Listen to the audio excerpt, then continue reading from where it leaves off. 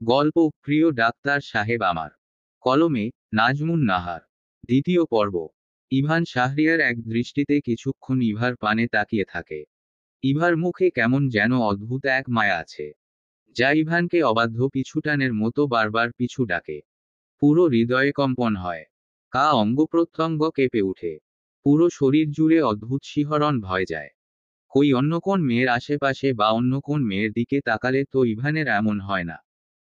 তাহলে ইভার দিকে তাকালে শরীরে এমন অদ্ভুত শিহরণ ভয়ে যায় কেন? এগুলো ভেবে ইভান শাহরিয়ার আর বেশি সময় ইভার রুমে দাঁড়ালো না। ঔষধগুলো কখন কিভাবে খাবে বলে ইরাকে বুঝিয়ে দিয়ে তাকে ইভার সাথে থাকতে বলে সে ইভার রুম থেকে প্রস্থান করে নিজের রুমে চলে যায়। সময়ের কাঁটা ঘূর্ণয়মান। সময় কারো জন্য অপেক্ষা করে না। সময় ঘুরতে ঘুরতে কয়েকটা দিন পেরিয়ে গেল। আজ ইমার বিয়ে, কাল রাতে ইমার গায়ে হলুদ সম্পূর্ণ হয়েছে। বোনের বিয়ে বিদায় ইভানও অনেক কাজ করছে। ছেলেটা হসপিটালের ডিউটি শেষ করে এসে সন্ধ্যায় গায়ে হলুদের সব কাজের তদারকি করছে। শুধু বিয়ের একটা দিন ছেলেটা হসপিটাল থেকে ছুটি নিয়েছে। এ নিয়েও আয়ানার চেঁচামেচির শেষ নাই। চেয়েছে ইমার বিয়েতে ইভান আরও বেশি ছুটি নিবে। কিন্তু ইভান শাহরিয়ারের এক কথা, সে নিজের কাজ থেকে নড়বে না। তার কথা হলো ডাক্তাররা সব সময় রোগীর চিকিৎসায় নিয়োজিত থাকবে। শুধু শুধু কেন ছুটি কাটাবে? ছেলেটা বিয়ের সব কিছু তদারকি করতে করতে ঘেমে নিয়ে একাকার অবস্থা। বাহিরে বিয়ের প্যান্ডেল সাজানো হয়েছে, অতিথিরা সব সেখানেই। বাসায়ও কিছু লোক আছে। সেখান থেকে মাত্রই ইভান শাহরিয়ার বসার রুমে প্রবেশ করল। আর অমনি ইভানের চোখ জোড়া অপরূপ অপ্সরা এক নারীর দিকে আটকে যায়। চেহারায় তেমন কোন প্রসাধনী নেই, তবুও কি মোহনীয় লাগছে মেয়েটাকে। ইভান শাহরিয়ার এক দৃষ্টিতে ইভার দিকে তাকিয়ে আছে। ইভা গোলাপি শাড়ি পরেছে। মুখে কোন প্রসাধনীর ছাপ নাই, চোখে শুধু কাজল দিয়েছে। মেয়েটার ঠোঁটগুলো এমনিতেই গোলাপি বর্ণের, কি মায়াবী লাগছে ইভাকে। মেয়েটা হেসে হেসে ইরার সাথে কথা বলছে। মাথার চুলগুলো শাড়ির আঁচল দিয়ে ঢাকা। একেবারে বউ বউ দেখতে লাগছে মেয়েটাকে। কেমন অদ্ভুত ভালো লাগা কাজ করছে ইভানের মধ্যে। এতক্ষণের ক্লান্তি যেন ইভাকে দেখে নিমিষেই উধাও হয়ে গেছে। এই অনুভূতির কি নাম দেওয়া যায় ইভানের জানা নেই। আর তখনই বাহিরে শোনা যায় সবাই হইচই করে বলছে পাত্রপক্ষ প্রায় চলে আসছে। আসলে ইরা আর ইভা এতক্ষণ এটা নিয়েই কথা বলছিল। ইরা বলছিল পাত্রপক্ষ আসলে ইভাকে বাহিরে প্যান্ডেল সাজানো সেখানে যাইতে ওর সাথে। কিন্তু ইভা যেতে নারাজ। ইভা জানে সে বাহিরে গেলে আয়ানা তাকে আস্ত রাখবে না। কারণ আয়ানা ইভাকে পৈপি করে বলে দিছে বাসার মধ্যের কাজ যেন সব ঠিকঠাক মতো করে। প্যান্ডেলের কাছে যেন ওরে না দেখে। তাই মেয়েটা কোন ঝেমেলা চাচ্ছে না। আর ইভার এমনিতেও বেশি মানুষের কোলাহলের মধ্যে বিরক্ত লাগে। তারপর আবার বিয়ে বাড়িতে কত ছেলেপেলে আসবে। ছেলেদের সামনে ইভার নিজেকে অনেক সংকুচিত লাগে। ছেলেদের সামনে মেয়েটা মোটেই যেতে চায় না। বাহিরের হইচই শুনে ইরা আরো 2-3 বার বলল ইভাকে বাহিরে যাওয়ার জন্য। কিন্তু মেয়েটা রাজি হলো না। তাই ইরা চলে গেল। ইভা ইরার যাওয়ার পানে তাকিয়ে সামনে ইভানকে দেখে নিজের দৃষ্টি নত করে নেয়। ইভান শাহরিয়ার কিছুক্ষণ সেদিকে চেয়ে একটা মুচকি হাসি দিয়ে সেখান থেকে প্রস্থান করে। কিছুক্ষণ পরে ইভা থালা বাসন মাজছিল। এমন সময় ইভান শাহরিয়ার এসে ইভার দিকে তাকিয়ে দেখে মেয়েটা একদিকে শাড়ি সামলাচ্ছে আবার কাজ করছে। ছেলেটা ইভার উদ্দেশ্য বলে, ইভা হাত ধুয়ে নে, কাজ আছে। ইভানের কথা শুনে ইভা পিছন ফিরে ইভানের দিকে তাকায়। ইভানের কোলে ছোট একটা ছেলে, দেখতে খুব কিউট। 2 বছর হবে হয়তো ছেলেটার। দেখে ইভার ইচ্ছে হলো ছেলেটার গাল দুটো টেনে দিতে। কিন্তু নিজের ইচ্ছে দমিয়ে রেখে ভ্রুকুটি কুঁচকে ইভানের দিকে ফেলফেল দৃষ্টিতে তাকায়। তা দেখে ইভান এবার ধমকের স্বরে বলে, এভাবে তাকিয়ে কি দেখছিস? আমার রূপ বাড়ে নাই? যা বলছি তাড়াতাড়ি কর। বাহিরে কাজ আছে আমার। ইভানের এমন কথা শুনে ইভা সামনের দিকে ঘুরে হাতটা ধুয়ে নিজের মাথার ঘোমটা আরেকটু টেনে ইভানের দিকে ফিরে তাকায়। অমনি ইভান শাহরিয়ার ইভার কোলে ছেলেটাকে দিয়ে বলে, এবার ঠিক আছে। একেবারে বউ বউ লাগছে, মনে হচ্ছে এক বাচ্চার মা।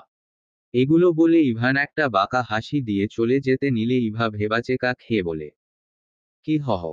ইভার কথা শুনে ইভান আবার পিছনের দিকে ঘুরে ইভার দিকে পূর্ণ দৃষ্টিতে তাকিয়ে বলে, বাচ্চাটাকে রাখো, ওর মা খাবার খাচ্ছে। আর তোকেও বিবাহিত বিবাহিত লাগছে।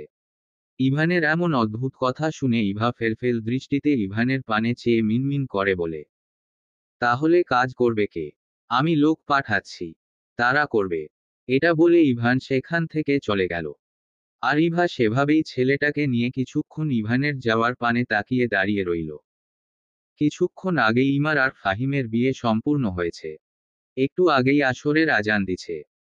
সবাই একটু জিরিয়ে মাগরিবের আগে আগেই ইমাকে নিয়ে তার শ্বশুর বাড়ির উদ্দেশ্য রওনা হবে। ইভা বসার রুমে ছেলেটাকে কোলে করে নিয়ে যতটুকু সম্ভব অতিথি আপ্যায়ন করছে।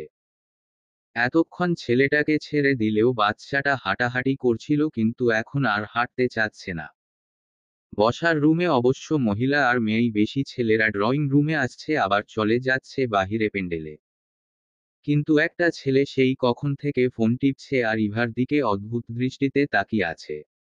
হয়তো ইভার সাথে কথা বলার ফাঁক খুঁজছে।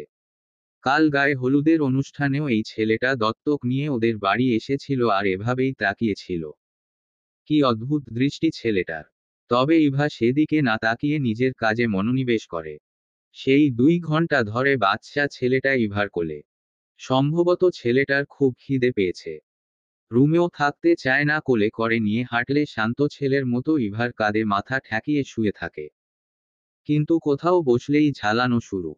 ছেলেটার মায়েরও কোন খবর নাই। নিজের ছেলেকে এভাবে কেউ আরেকজনের কাছে দিয়ে কিভাবে নিশ্চিন্তায় ঘুরে বেড়াচ্ছে তা ইভা বুঝতে পারছে না। এগুলো ভেবে ইভা খুব বিরক্ত হয়। তারপর ছেলেটার মাথায় একটা চুমু খায়। আর তখনই ইভার দিকে তাকিয়ে থাকা ছেলেটা ইভার উদ্দেশ্য বলে, এই শুনছো? হঠাৎ এমন ডাক শুনে ইভা মাথা তুলে সামনে তাকিয়ে ছেলেটাকে দেখে বিরক্ত হয়। তারপর আশেপাশে তাকিয়ে বুঝার চেষ্টা করে অন্য কাউকে ডাকলো নাকি। কিন্তু আবারও ছেলেটা ইভাকে ডেকে বলে, এই যে আমি তোমাকেই ডাকছি।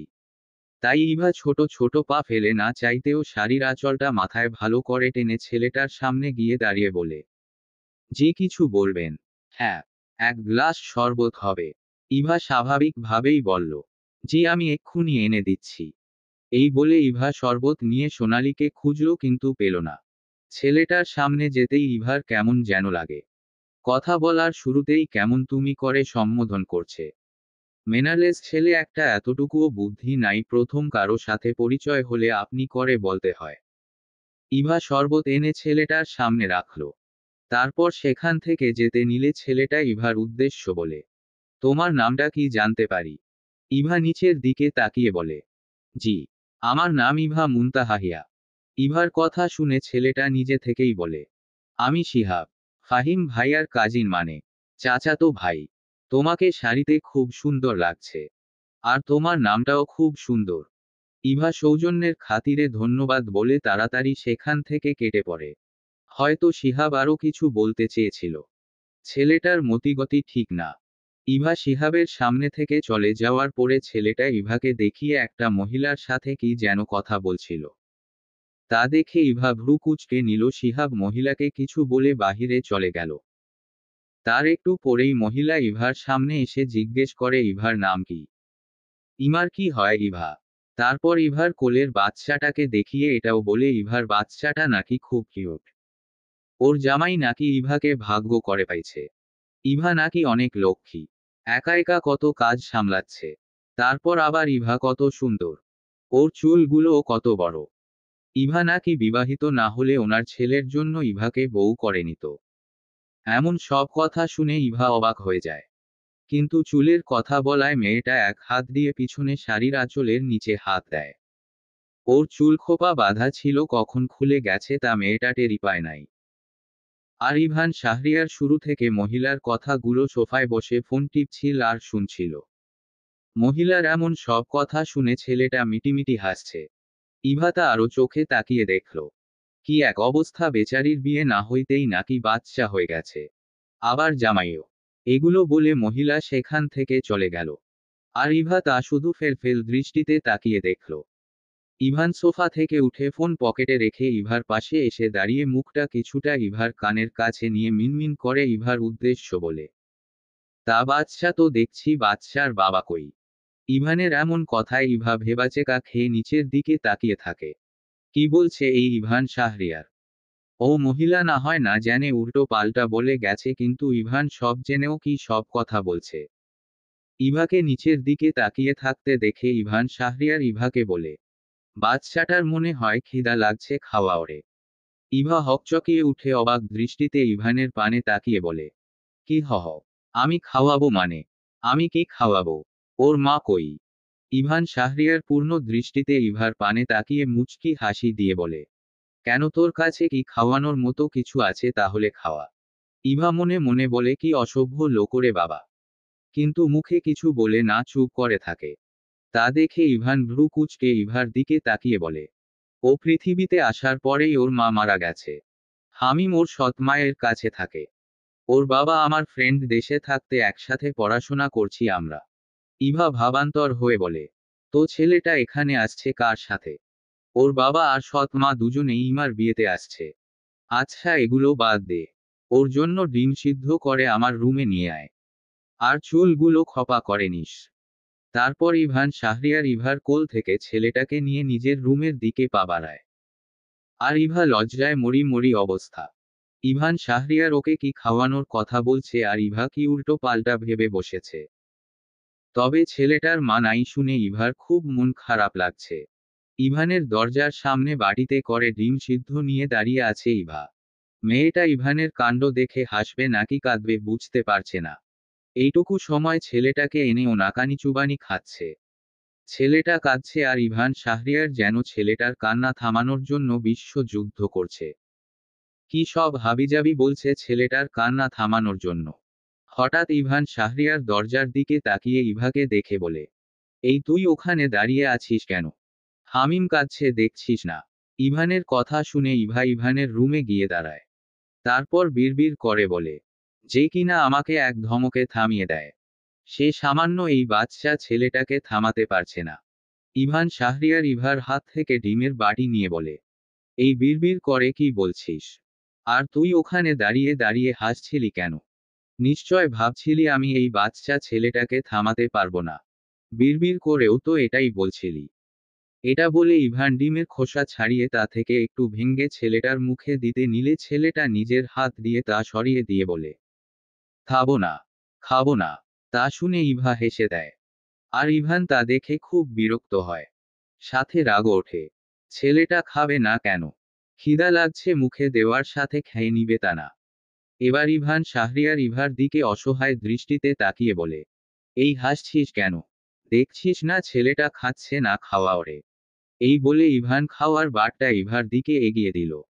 আর ইভা তা নিয়ে ছেলেটাকে বিছানা থেকে নিচে নামিয়ে কিছু খেলনা দিল। তারপর ছেলেটাকে খাওয়াতে লাগলো। ছেলেটাও খেলতে খেলতে খেয়ে নিচ্ছে। ইভান শাহরিয়ার তা মুগ্ধ চোখে দেখছে। আসলেই মেয়েরা মায়ের জাত, তাদের ধৈর্য শক্তিও গভীর। তাই তো আল্লাহ মেয়েদের বাচ্চা পালনের দায়িত্ব দিয়েছে। আর হামিম ছেলেটা তো জন্মের পর থেকেই মাকে হারিয়েছে। ইভানের এগুলো ভাবনার মাঝেই ইরা ইভানের রুমে পদার্পণ করতে করতে বলে, ভাইয়া তোমাকে মা নিচে ডাকে। এটা বলেই মেয়েটা রুমের দিকে ভালো করে তাকিয়ে বলে, ওরে ব্যাস, ইভা তোরে একেবারে বউ বউ লাগছে। মনে হচ্ছে তুই ভাইয়ার বউ আর হামিম তোদের ছেলে। একেবারে একটা পূর্ণ সংসার মনে হচ্ছে। যা মানিয়েছে এ। বাকি কথা আর ইরা বলতে পারল না ইভা আর ইভানের রিয়াকশন দেখে। ইভা ইরার থেকে চোখ সরিয়ে ইভানের দিকে একবার তাকিয়ে চোখ নিচের দিকে নামিয়ে নেয়। আর ইরা তো মনে হয় ফেঁসে গেছে। মেয়েটা আবেগের ঠেলায় কোথায় কি বলে ফেলছে সে নিজেও জানে না। তাই ভয় ভয়ে ইভানের দিকে তাকিয়ে আছে। কিন্তু ভাববার বিষয় হলো ইভান ইরাকে কিছুই বলল না।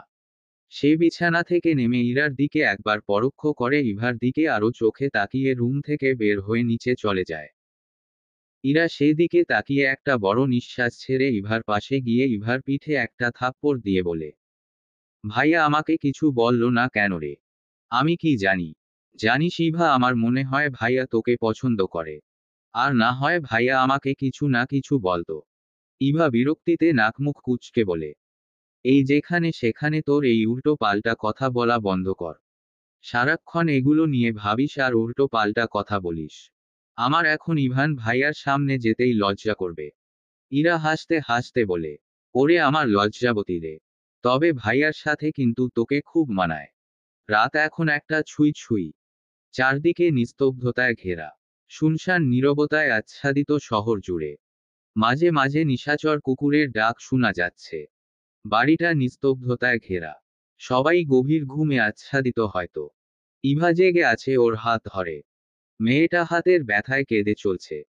চোখ থেকে অনবরত বৃষ্টির ন্যায় অশ্রুকণা গড়িয়ে পড়ছে। তবে বিকেলের থেকে সম্ভবত এখন একটু ব্যথা কমছে। বিকেলে ইভানের রুম থেকে ইভান শাহরিয়ার যাওয়ার পরে ইরা কতক্ষণ ইভার সাথে আড্ডা দিয়ে হামিমকে ডিম সিদ্ধ খাওয়ানো হলে তাকে নিয়ে নিচে চলে যায়। তারপর ইভা নিজের রুমে গিয়ে বিছানায় বসতেই ওর রুমে নীলা আসে আর ওর গালে ঠাস করে থাপ্পড় দিয়ে ইভার হাত মুচড়ে ধরে বলে, এই তোর ইভান ভাইয়ার সাথে হেসে হেসে এত কিসের কথা? নির্লজ্জ বেহা মেয়ে, তোর সাহস কি করে হয় ইভান ভাইয়ার রুমে গিয়ে ওর সাথে হেসে হেসে কথা বলার? চরিত্রহীন, ফাজিল, নষ্ট মেয়ে কোথাকার। তোর এই ফর্সা ত্বক আর লম্বা চুল নিয়ে খুব অহংকার, তাই না? আমিও কিন্তু তোর থেকে কম সুন্দর না। ফার্দার তুই তোর এই চরিত্রহীন নষ্ট মুখ নিয়ে ইভান ভাইয়ার সামনে গিয়ে ইভান ভাইয়াকে পাগল করার চেষ্টা করবি না। আর ইভান ভাইয়া অবশ্য তোর মতো নষ্ট মেয়ের উপর পাগল হবেও না। ও তো পাগল হবে আমার মতো স্মার্ট মেয়ের উপর। শেষের কথাটা নীলা ইনোসেন্ট ভাব নিয়ে বলে। তারপর এমন আরো অনেক অকাট্য ভাষায় ইভাকে কথা শোনাতে থাকে, যা খুবই অশ্লীল ছিল। কিন্তু ইভার চোখ থেকে পানি গড়িয়ে পড়ছে। মেয়েটা হাতের ব্যথায় আর্তনাদ করে উঠে আর নীলার উদ্দেশ্য বলে, নীলা আপু, আমার খুব লাগছে হাতে। আমি আর ইভান ভাইয়ের রুমে যাব না। আমার হাতটা ছেড়ে দেন। ইভার অসহায় হয়ে কথা বলা দেখে নীলা একটা শয়তানি মার্কা হাসি দিয়ে হাত ছেড়ে বলে, মনে যেন থাকে ইভান ভাইয়ার রুমে যেন তোকে আর না দেখি। ইভা নিঃশব্দে নিজের হাত ধরে চোখের পানি ফেলতে ফেলতে মাথা নাড়িয়ে হ্যাঁ বোধক শব্দ বোঝায়, যার অর্থ আর ইভানের রুমে যাবে না। তারপর নীলা ইভার রুম থেকে চলে যায়। আর তখনই সোনালি ইভার রুমে এসে হাত ধরে ইভাকে কাঁদতে দেখে মেয়েটা এখানে কি হইছে বুঝে যায়। তারপর সোনালি রসুন আর সরিষা তেল গরম করে ওর হাতে মালিশ করে দেয়। ইরাকে বিকেলে তার শ্বশুর বাড়ি নিয়ে গেছে পাত্রপক্ষ। এই বাড়ির থেকে পাত্রপক্ষের সাথে ইমা, নীলা আর ওদের একজন ছেলে কাজিন গেছে ইরার সাথে ওর শ্বশুর বাড়ি। ইভাকেও ইরা ওদের সাথে যাওয়ার জন্য অনেক জোরাজুরি করছে। তবে লাভ কিছু হয় নাই। কারণ ইভা জানে ওর জন্য এমন বিলাসিতা মানায় না। ইভা গেলে নীলা যেমন রেগে মেগে যেতে চাইতো না, তেমনি আয়ানাও ইভাকে অনেক মারধর করত। ওর শখ আহ্লাদ তো সেই দিনই মারা গেছে, যেদিন ওর মা বাবা পৃথিবীর মায়া ত্যাগ করে পরপারে পাড়ি জমিয়েছে। মাঝে মাঝে তো ইভার চিৎকার করে ওর মা বাবাকে বলতে ইচ্ছে হয় তাদের সাথে ইভাকে নিয়ে গেলে তাদের কি এমন ক্ষতি হতো, কেন এই স্বার্থপর মানুষগুলোর মাঝে ওরে একা রেখে গেল। কিন্তু চিৎকার করে কেঁদে হয়তো এই কথাটা বলারও স্বাধীনতা নাই মেয়েটার। তাই তো মেয়েটা মনে মনেই কথাগুলো শহরের চার দেওয়ালে আবদ্ধ রুমের দরজা বন্ধ করে নিঃশব্দে চোখের পানি ফেলে আর নিজের অব্যক্ত কষ্টগুলো একা একা বলে, যার সাক্ষী শুধু ইট সিমেন্টের তৈরি দালানকোঠার চার দেওয়াল আর ঘরের আসবাবপত্রগুলো। ইমারা চলে যাওয়ার পরে অতিথিগুলো আস্তে আস্তে চলে গেছে। সবাই যাওয়ার পর থেকেই বাড়িটা কেমন নিস্তব্ধতায় ছেয়ে গেছে। আয়ানা ইরা যাওয়ার পরে অনেকক্ষণ কান্না করছে। সম্ভবত এখন সবাই ঘুমোচ্ছে। কিন্তু ইভা তার হাতের ব্যথার জন্য ঘুমতে পারছে না। বারবার এপাশ ওপাশ করে শোয়া থেকে উঠে বসে। ওর রুমে অল্প আঁচের লাইট ঝালানো, দরজাটা হালকা চাপানো। ইভা নিজের রুমের দরজার বাহিরের দিকে তাকিয়ে খেয়াল করল, ওর রুমের সামনে কারো ছায়া দেখা যাচ্ছে। হঠাৎ ইভার বুকের মধ্যে ধক করে উঠল। তবে মনের ভুল ভেবে সে আর গুরুত্ব দিল না। কিন্তু আবারও দেখল ছায়া দেখা যাচ্ছে। তাই মেয়েটা আস্তে আস্তে নিজের বিছানা থেকে নেমে দরজার সামনে এসে দরজা ভালো করে খুলে চারদিকে তাকায়। কিন্তু কাউকে দেখতে পায় না। তাই পুরো বাড়িটাই ভালো করে চোখ বুলিয়ে কিচেনের দিকে তাকিয়ে দেখে সেখান থেকে কারো ছায়ার মতো দেখা যাচ্ছে। তাই ইভা আস্তে আস্তে উপর থেকে নিচে চলে আসে। তারপর কিচেনের দিকে পা বাড়ায়। আর কিচেনের সামনে এসে ভালো করে তাকিয়ে কাউকে দেখতে পায় না। আর তখনই পিছন থেকে কেউ একজন ইভাকে ডাক দেয়, ওর নাম ধরে। যার দারুণ ইভা হকচকিয়ে উঠে পিছনের দিকে তাকায়, চমকে যায়। তারপর সামনের দিকে তাকিয়ে দেখে ইভান শাহরিয়ার দাঁড়িয়ে আছে। সম্ভবত বাহিরে ছিল, বোনকে বিদায় দেওয়ার পরে মনে হয় গেছে। আর এত রাত করে ফিরছে। ইভান ইভার দিকে তাকিয়ে বলে, কিরে এখানে দাঁড়িয়ে আছিস কেন এত রাতে? ঘুমাসনি এখনো? ইভানের কথা শুনে ইভা আবারও ভালো করে বাড়িটা পরোক্ষ করে ইভানের দিকে তাকায়। তা দেখে ইভান ভ্রু কুঁচকে বলে, এই তুই আবার বাড়িতে কোন চোর টোর দেখিসনি তো ওদিনের মতো? এমনিতেও তুই যা ভীতু।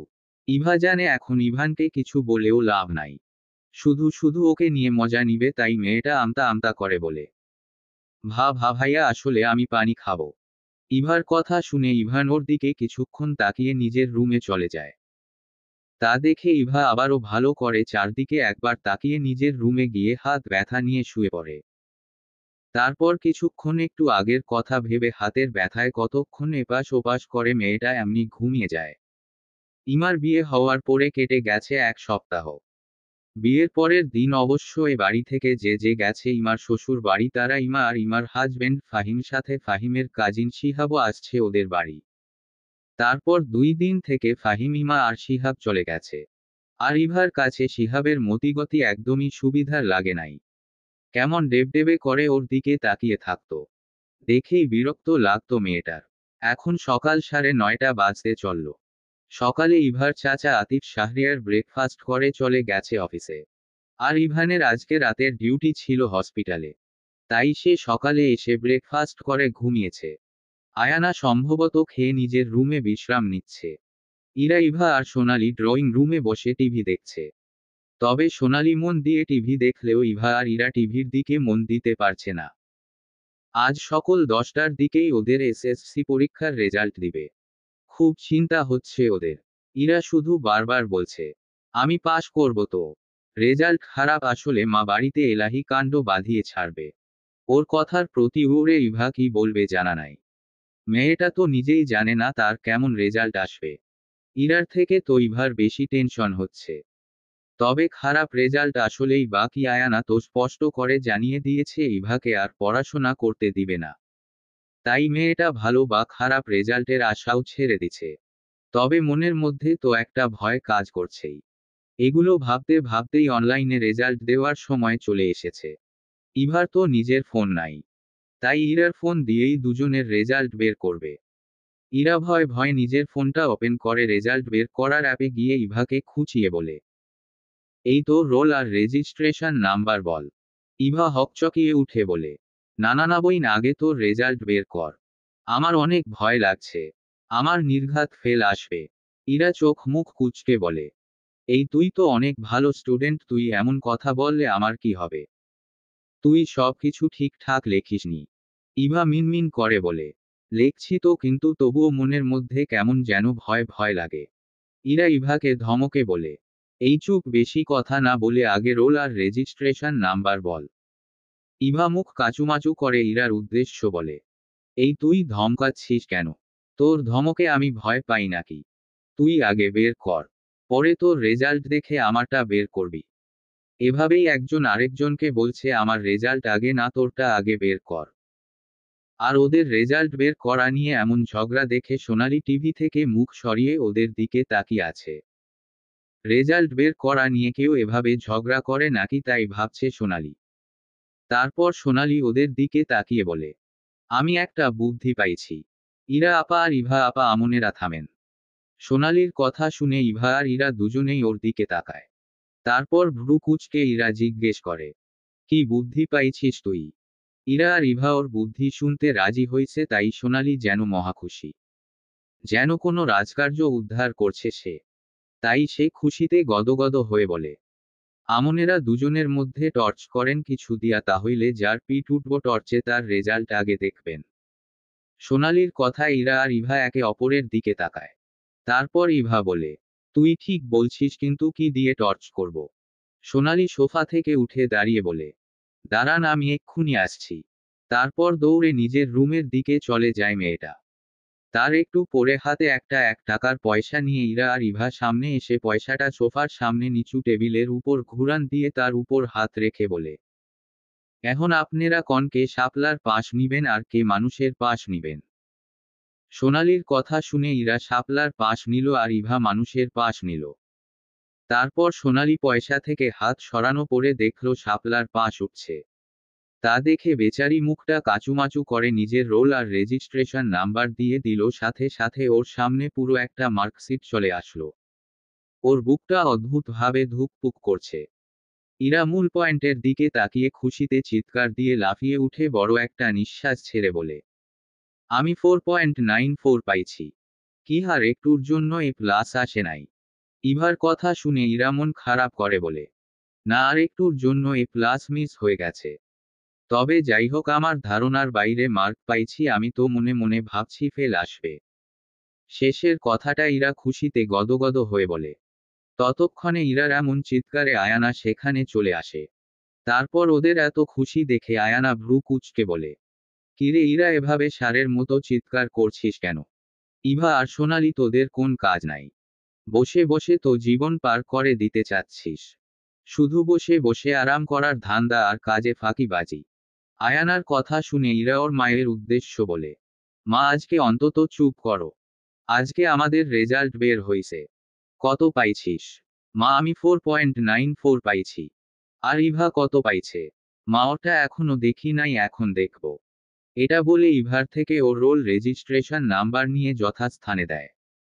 তারপর ইভার মার্কশিট ফোনের স্ক্রিনে আসলে ইরা পয়েন্টের দিকে কিছুক্ষণ তাকিয়ে ইভার দিকে তাকায়। ইভাকে দেখেই বোঝা যাচ্ছে মেয়েটা কত ভীতু হয়ে দাঁড়িয়ে আছে। ইরাকে ওর দিকে তাকিয়ে থাকতে দেখে ইভার মনে আরো ভয়ের সঞ্চয় হয়। আর ইরা ওর মুখের দিকে তাকিয়ে জোরে বলে, কংগ্রাচুলেশনস ইভা, তুই প্লাস পাইছিস। ইভা যেন নিজের কানকে বিশ্বাস করতে পারছে না ইরা যা বলছে তা কি আসলেই সত্যি। ইভা নিজের আঁখি দয়ে বড় বড় করে ইরার দিকে তাকিয়ে বলে, এটা কিভাবে সম্ভব, আমি প্লাস পাইছি?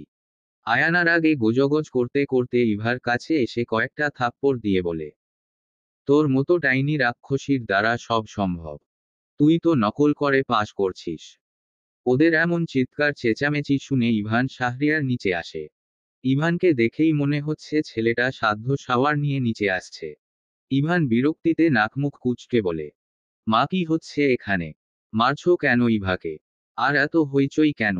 ইভানের এমন কথায় আয়ানা বলে, তুই চুপ থাক, এই মেয়েকে তো আমার মেরাই ফেলতে ইচ্ছে করে। পরীক্ষায়ও চুরি করে পাশ করে ফেলছে। ইভান ওর মায়ের কথা শুনে বিরক্তিতে কপাল কুঁচকে বলে, আসলে বলো তো হইছে কি এখানে? ইভানের কথা শুনে ইরা একে একে ইভানকে সব বলে। আর সব শুনের আগে ইভানের মাথার রগ ফুলে উঠে।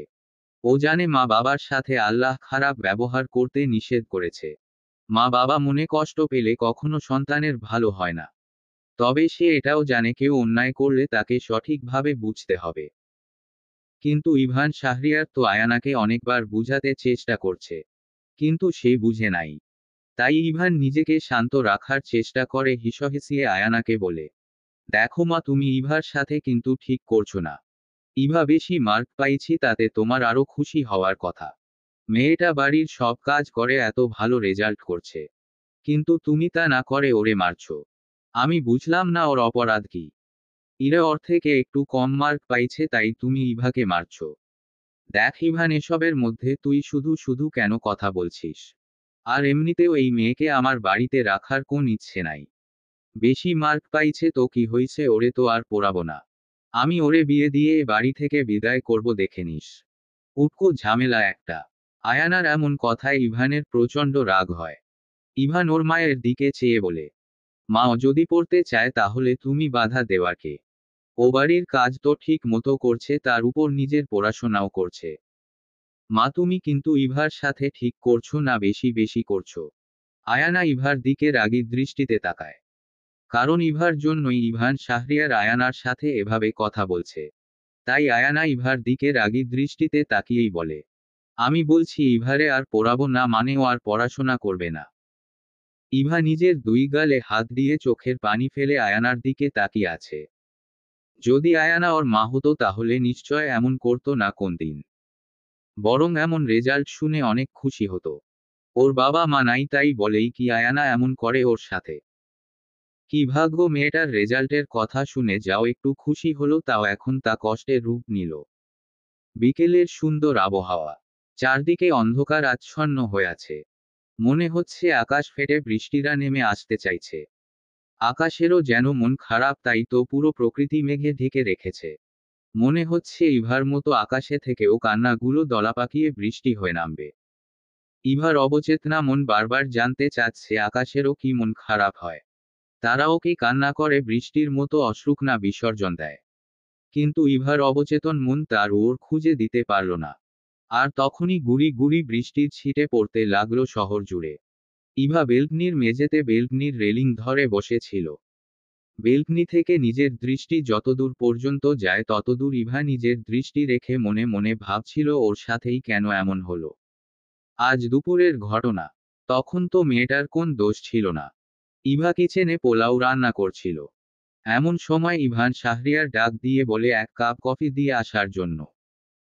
ইভা চাইছিল না ইভানের রুমে যেতে, কিন্তু সোনালিও তখন কাজে ব্যস্ত ছিল। তাই ইভাই বাধ্য হয়ে ইভানের রুমে গিয়ে কফি দিতে আসে। যার দারুণ পোলাও নিচ দিয়ে পুড়ে ভাবসা গন্ধ বের হয়। আয়ানার নাকে পোড়ার গন্ধ আসার সাথে সাথে কিচেনে আসে। তারপর পোলার সামনে গিয়ে নাকে ঘ্রাণ শুকে ইভার দিকে রাগী দৃষ্টিতে তাকায়, যেন এই দৃষ্টি দিয়ে ইভাকে শেষ করে দিবে। আয়ানার এমন তাকানো দেখে ইভা কেঁপে উঠে। এমনিতেও ইভার জন্য ইভান শাহরিয়ার আয়ানাকে অনেক কথা শুনিয়েছে, যার দারুণ আয়ানার সব রাগ একসাথে মিলেমিশে একাকার হয়ে গেছে। আয়ানা পোলাও নাড়ার খুন্তি নিয়ে ইভার সামনে তেড়ে এসে ওর হাতের তালুতে লাগিয়ে দেয়, মেয়েটা ব্যথা নিবারণ করার জন্য। আর যেন ব্যথায় কণ্ঠনালী দিয়ে কোন আওয়াজে না হয় তাই ধমখিচে বন্ধ করে নেয়। কারণ ইভান শাহরিয়ার বাসায় আছে। আবার কখন এসে এর জন্য চেঁচামেচি করে কে জানে। আয়ানা ইভার হাত থেকে খুন্তি সরিয়ে যথাস্থানে রেখে ইভাকে আরো কিছু কথা শুনিয়ে সেখান থেকে চলে যায়। মেয়েটা হাতের কবজি ধরে নিঃশব্দে কান্না করছে। কি অসহযোগ যন্ত্রণা! প্রচণ্ড জ্বলছে ইভার হাত। তাই আয়ানা যাওয়ার সাথে সাথে ইভা কল ছেড়ে পানির নিচে হাত রেখে ওড়না দিয়ে মুখ চেপে কান্না করে। তখন অবশ্য সোনালি ইভাকে রান্নার সব কিছু গুছিয়ে ঘরের অন্য কাজ করছিল। তাই সে কিছুই দেখে নাই। দুপুরের এই ঘটনা স্মৃতিচারণ করতে করতে বৃষ্টির ছিটে এসে ইভাকে অনেকটা ভিজিয়ে দিয়েছে। আর চোখের পানিগুলোও এই বৃষ্টির ছিটের সাথে মিলেমিশে একাকার হয়ে গেছে। তারপর ইভা আরও কিছুক্ষণ বেকুনিতে বসে এই সুন্দর ওয়েদার অনুভূতি করে বেলকনি থেকে উঠে দাঁড়িয়ে নিজের রুমে চলে আসে। আর তখনই আয়ানা ইভাকে ডাক দিয়ে বলে সবাইকে চা কফি দিতে। তাই ইভা মাথায় ভালো করে ওড়না চাপিয়ে নিচে নেমে আসে। ড্রয়িং রুমে সবাই সোফায় বসে ছিল। ইভা আর সোনালি চা আর কফি বানিয়ে ড্রয়িং রুমে এনে প্রথমে আতিফ শাহরিয়ার আর আয়ানাকে চা দেয়। তারপর ইভান শাহরিয়ারের সামনে কফির কাপ ধরে। ইভান ফোনে সম্ভবত কেন কাজ করছিল। ফোনের দিকে তাকিয়েই ইভান শাহরিয়ার ইভার হাত থেকে কফির কাপ নেয়। তারপর ইভা ইরাকে কফি দেয় আর তখনই ইরার হাতটা ইভার পোড়া স্থানে লাগে। যার দারুণ ইভা ব্যথায় আর্তনাদ করে আহ্বনি উচ্চারণ করে। ফলে সবাই ওর দিকে দৃষ্টি নিক্ষেপ করে। আতিফ শাহরিয়ার হস্তদন্ত হয়ে অস্থির কণ্ঠে ইভাকে শুধালো, কিরে মা, হাতে কফি পড়ল নাকি? ইভা ভীতু মুখশ্রী করে আয়ানার দিকে একবার পরোক্ষ করে। ইভা দেখল আয়ানা আপন মনে চা পান করছে। তাই ইভা তাড়াতাড়ি আতিফ শাহরিয়ারের উদ্দেশ্য বলে, না চাচ্ছু, আমি ঠিক আছি। এই একটা মানুষ ইভাকে খুব বেশি ভালোবাসে। ইভার কথা শুনে ইভান ফোন থেকে চোখ সরিয়ে ইভার দিকে দৃষ্টি দিয়ে বলে, এই মেয়ে যা ভীতু, কিছু হইলেও বলবে না। আমি বুঝি না বাবা, ছোট চাচ্চু কোন থেকে এই ভীতু মেয়েকে ধরে আনছে। কাকিমা আর চাচ্চু কত সাহসী ছিল, আর ও ভীতুর ডিম কোথাকার। ওরে একদিন অন্ধকারে রেখে আসতে হবে। ইভানের এমন কথা শুনে ইভা চোখ বড় বড় করে ইভানের দিকে তাকায়। তা দেখে ইভান ইনোসেন্ট ভাব নিয়ে কফিতে চুমুক দিয়ে নিজের কাজে মনোনিবেশ করে। আর ইরা বলে, ওরে অন্ধকারে রেখে আসলে আর খুঁজে পাবে না। অন্ধকারে ইভা সবকিছুরেই ভূতপ্রেত ভেবে স্ট্রোক করে সেখানে মরে নিজেই ভূত হয়ে যাবে। ইরার কথা শুনে সোফার রুমে হাসির রোল পড়ে যায়। তবে আয়ানা নিজের মতো করে চা খাচ্ছে। সে ওদের কথা শুনলেও না শোনার মতো করে আছে। আর সোনালি তো হাসতে হাসতে যেন মেঝেতে গড়াগড়ি খাবে। অথচ সে নিজেও কিন্তু খুব ভীতু। সময়টা দুপুর গড়িয়ে বিকালের মাঝামাঝি। সোনালি আর ইভা কিচেনে তাড়াতাড়ি করে কাজ করছে। ইমারা না বলেই চলে আসছে ওদের বাড়ি। শুধু ইমা আর ওর জামাই ফাহিম না, আরও কয়েকজন আসছে। তাই ওদের উপর দিয়ে ঝড়ো ভয় যাচ্ছে। ওরা তাড়াহুড়ো করে কাজ করছে অতিথি আপ্যায়নের জন্য। সবাই ড্রয়িং রুমে বসে আছে। ওরা আগে ফল কেটে ইভা সোনালির কাছে পাঠিয়ে দিল বসার রুমে সবার সামনে দেওয়ার জন্য। সোনালিও আগে ফল দিয়ে এসে ইভার পাশে দাঁড়ায়। আর তখনই আয়ানা ডাক দেয়, ইভা বাকি খাবার নিয়ে আয়। আয়ানা ডাক দেওয়ার সাথে সাথে ইভা সোনালির কাছে শরবতের ট্রে দেয়। আর সোনালি সেগুলো নিয়ে গিয়ে সবার সামনে রাখে। তা দেখে আয়ানা রাগী দৃষ্টিতে সোনালির দিকে চেয়ে বলে, এই আমি তোরে নিয়ে আসতে বলছি নাকি ইভাকে? ইভা কই ওরে বল কফি আর চা দিয়ে যেতে। সোনালি আয়ানার রাগী দৃষ্টি দেখে একটা ঢোক গিলে শরবতের গ্লাস সবার সামনে দিয়ে ট্রে নিয়ে আয়ানার উদ্দেশ্য বলে, আচ্ছা খালাম্মা আমি অহনি কইতাছি ইভা আপারে। এটা বলে সোনালি আর সেখানে দাঁড়ালো না। তাড়াতাড়ি কিচেনে এসে ইভাকে বলে, ইভা আপা আমনেরে খালাম্মা কইছে চা আর কফি দিতে বসার রুমে। আমি শরবত লইয়া গেছি হেল্লিগা খালাম্মা কেমন চোখ বড় বড় কইরা আমার দিকে চাইছে, যেন আমারে চোখ দিয়াই মাইরা লাইব। ইভা চা আর কফির সব ঠিক করতে করতে সোনালির দিকে ভ্রু কুঁচকে বলে, ওখানে কয়েকজন লোক আছে সোনালি। সোনালি একটু ভেবে হাতে গুনে ইভাকে বলে, ইমা আপা আর দুলাভাই ইরা আপা খালাম্মা খালু নীলা আপা আর দুলাভাইয়ের ও বিটকেল চাচাতো ভাইটা কি জানি নাম আমি কইতাম পারি না। তার সাথে দুইটা ছেলে আর 2 জন খালাম্মা আর খালুর বয়সী মহিলা আর বেডা। ইভা কপাল কুঁচকে বলে, আমি তোরে জিজ্ঞেস করছি কয়জন লোক আছে, আর তুই তাদের বিস্তারিত বলা শুরু করে দিছিস। তোর দোষ একটাই, কিছু জিজ্ঞেস করলে এক কথায় উত্তর দিতে পারিস না। ইভার কথা শুনে সোনালি অসহায় মুখ করে ইভার দিকে ফেলফেল দৃষ্টিতে তাকিয়ে থাকে। তা দেখে ইভা সোনালির উদ্দেশ্য বলে, আমি এতগুলো লোকের সামনে যাব না। সবার সামনে হঠাৎ আমি গেলে নিশ্চয় সবাই আমার দিকে তাকিয়ে থাকবে আর আমার অস্বস্তি ফিল হবে। ইভার কথা শুনে সোনালি নাকমুখ কুঁচকে বলে, না ভাই আমি যামু না। এবার গেলে নির্ঘাত খালাম্মা আমারে কোবরেই পাঠায় দিব। সোনালির এহেন কথায় ইভা বিরক্ত হয়ে চুলগুলো ভালো করে খোপা করে নিজের ওড়নাটা সুন্দর করে মাথায় দিয়ে ঢেকে নেয়। তারপর ট্রে নিয়ে গুড়ি গুড়ি পা ফেলে বসার রুমে এসে ট্রে রেখে সবকিছু সবার সামনে নিচের দিকে তাকিয়ে সার্ভ করে সেখান থেকে যেতে নিলে আয়ানা বলে, ইভা দাঁড়া। আয়ানার কথা শুনে ইভা দাঁড়িয়ে যায়। আর তখনই সেখানে থাকা ভদ্র মহিলা ইভাকে প্রশ্ন করে বলে, তোমার নাম কি? জি। ইভা মুনতাহা হিয়া। রান্না বান্না ঘরের কাজ কাম তো সব পারো। ভদ্র মহিলার কথায় ইভা কোনো প্রতিউত্তর করল না, তা দেখে আয়ানা বলে, হ্যাঁ ইভা ঘরের সব কাজ পারে। আপনারা চাইলে ওরে দিয়েই সব কাজ করিয়ে নিতে পারবেন। এক্সট্রা কোনো কাজের লোক না রাখলে পারবেন। আতিফ শাহরিয়ার আয়ানার কথা শুনে আয়ানার উদ্দেশ্য বলে, কি বলছো এগুলো? আতিফ শাহরিয়ারের কথায় আয়ানার কোন হেলদোল দেখা গেল না। আয়ানার এমন কথায় ইভার অপমান বোধ হলো। এতগুলো লোকের সামনে এই কথাটা আয়ানা না বললে পারত না। তবে এই আর এমন কি যেই বাড়িতে কথায় কথায় অপদস্থ হতে হয় সেখানে আবার নিজের আত্মসম্মান বলে কিছু থাকে। কিন্তু তাও ইভা নিজের নত মাথা তুলে একবারও কারো দিকে তাকালো না। কিন্তু ইভার মাথায় এটা ঢুকছে না, সবাই ওর সাথে এমন অদ্ভুত ব্যবহার করছে কেন। আর তখনই সোফায় বাসা ভদ্র মহিলা আয়ানার উদ্দেশ্য বলে, মেয়ের চুল বড় আছে তো? হ্যাঁ ওর চুল অনেক বড়। আয়ানার কথা শুনে মহিলা উঠে এসে ইভার চুলের উপর থেকে ওড়না সরিয়ে ইভার খোপা খুলে দেয়। তা দেখে ইভা সরে গিয়ে মাথায় কাপড় দিতে নিলে মহিলাটা বলে, চুলগুলো তো দেখতে দাও। বিয়ের ব্যাপার, আমি আবার আমার ছেলের জন্য চুল নাই বউ নিতে পারবো না। ভদ্র মহিলার এমন কথাটা ইভার খুব আত্মসম্মানে লাগে। আবার এতগুলো ছেলের সামনে নিজের চুলগুলো খুলে দেখায় ইভার অনেক কান্না পাচ্ছে। ইভা কখনো কোনো ছেলের সামনে এভাবে চুল খুলে যায় না। মহিলাটা ইভার চুল দেখে বলে, ও অনেক বড় চুল তোমার। এবার ইভার কাছে পরিষ্কার হয়ে গেল, আসলে ওনারা যে ওরে দেখতে আসছে এতক্ষণ ইভার ছোট্ট মস্তিষ্ক তা না বুঝলেও এখন বেশ ভালোই বুঝতে পারছে। আর তখনই একজন নিজের রুম থেকে সিঁড়ির কাছে এসে এমন ঘটনা দেখে রাগী দৃষ্টিতে সবার দিকে তাকিয়ে থাকে, যেন এই দৃষ্টি দিয়ে সবাইকে শেষ করে দিবে। নিজের রাগ কন্ট্রোল করে তেতে উঠে শান্ত কণ্ঠে বলে, দেখে তো মনে হচ্ছে খুব ভদ্র ঘরের মহিলা, কিন্তু এই যুগে এসেও আপনাদের মেয়ে দেখার বেলায় এমন থার্ড ক্লাস চিন্তাধারা পাল্টায় নাই। চারদিকে অন্ধকার ছেয়ে গেছে। একটু আগেই মাগরিবের আজান দিছে। তাই ইভা নামাজ আদায় করে কিছুক্ষণ কুরআন তিলাওয়াত করে নিজের বিছানার উপর বসে আছে। বিকেলে মহিলাটা ইভার চুল খুলে দেখায় ইভানের প্রচণ্ড রাগ হয়। আরও কেমন উল্টো পাল্টা প্রশ্ন করছিল। তা দেখে ইভারও খুব বিরক্তি লাগছে। ইভান রাগে তখন সিঁড়িতে দাঁড়িয়ে ও কথা বলে ইভার দিকে তাকিয়ে গম্ভীর কণ্ঠে বলে, ইভা নিজের রুমে যা।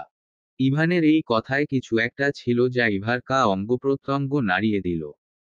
হৃদয়ে অদ্ভুত শিহরণ ভয়ে গেল। আবার এই একটা কথা শুনেই ভয় মেয়েটা কেঁপে উঠে। তাই আর এক মুহূর্ত সেখানে না দাঁড়িয়ে তাড়াতাড়ি সেই জায়গা থেকে প্রস্থান করে নিজের রুমে চলে আসে ইভা। তারপর বালিশে নিজের মুখ গুজে অনেকক্ষণ কান্না করে। ওর সাথেই কেন বারবার এমন হয়? কেন ওর নিজের কোন মতামতের প্রয়োজন অনুভব করে না কেউ?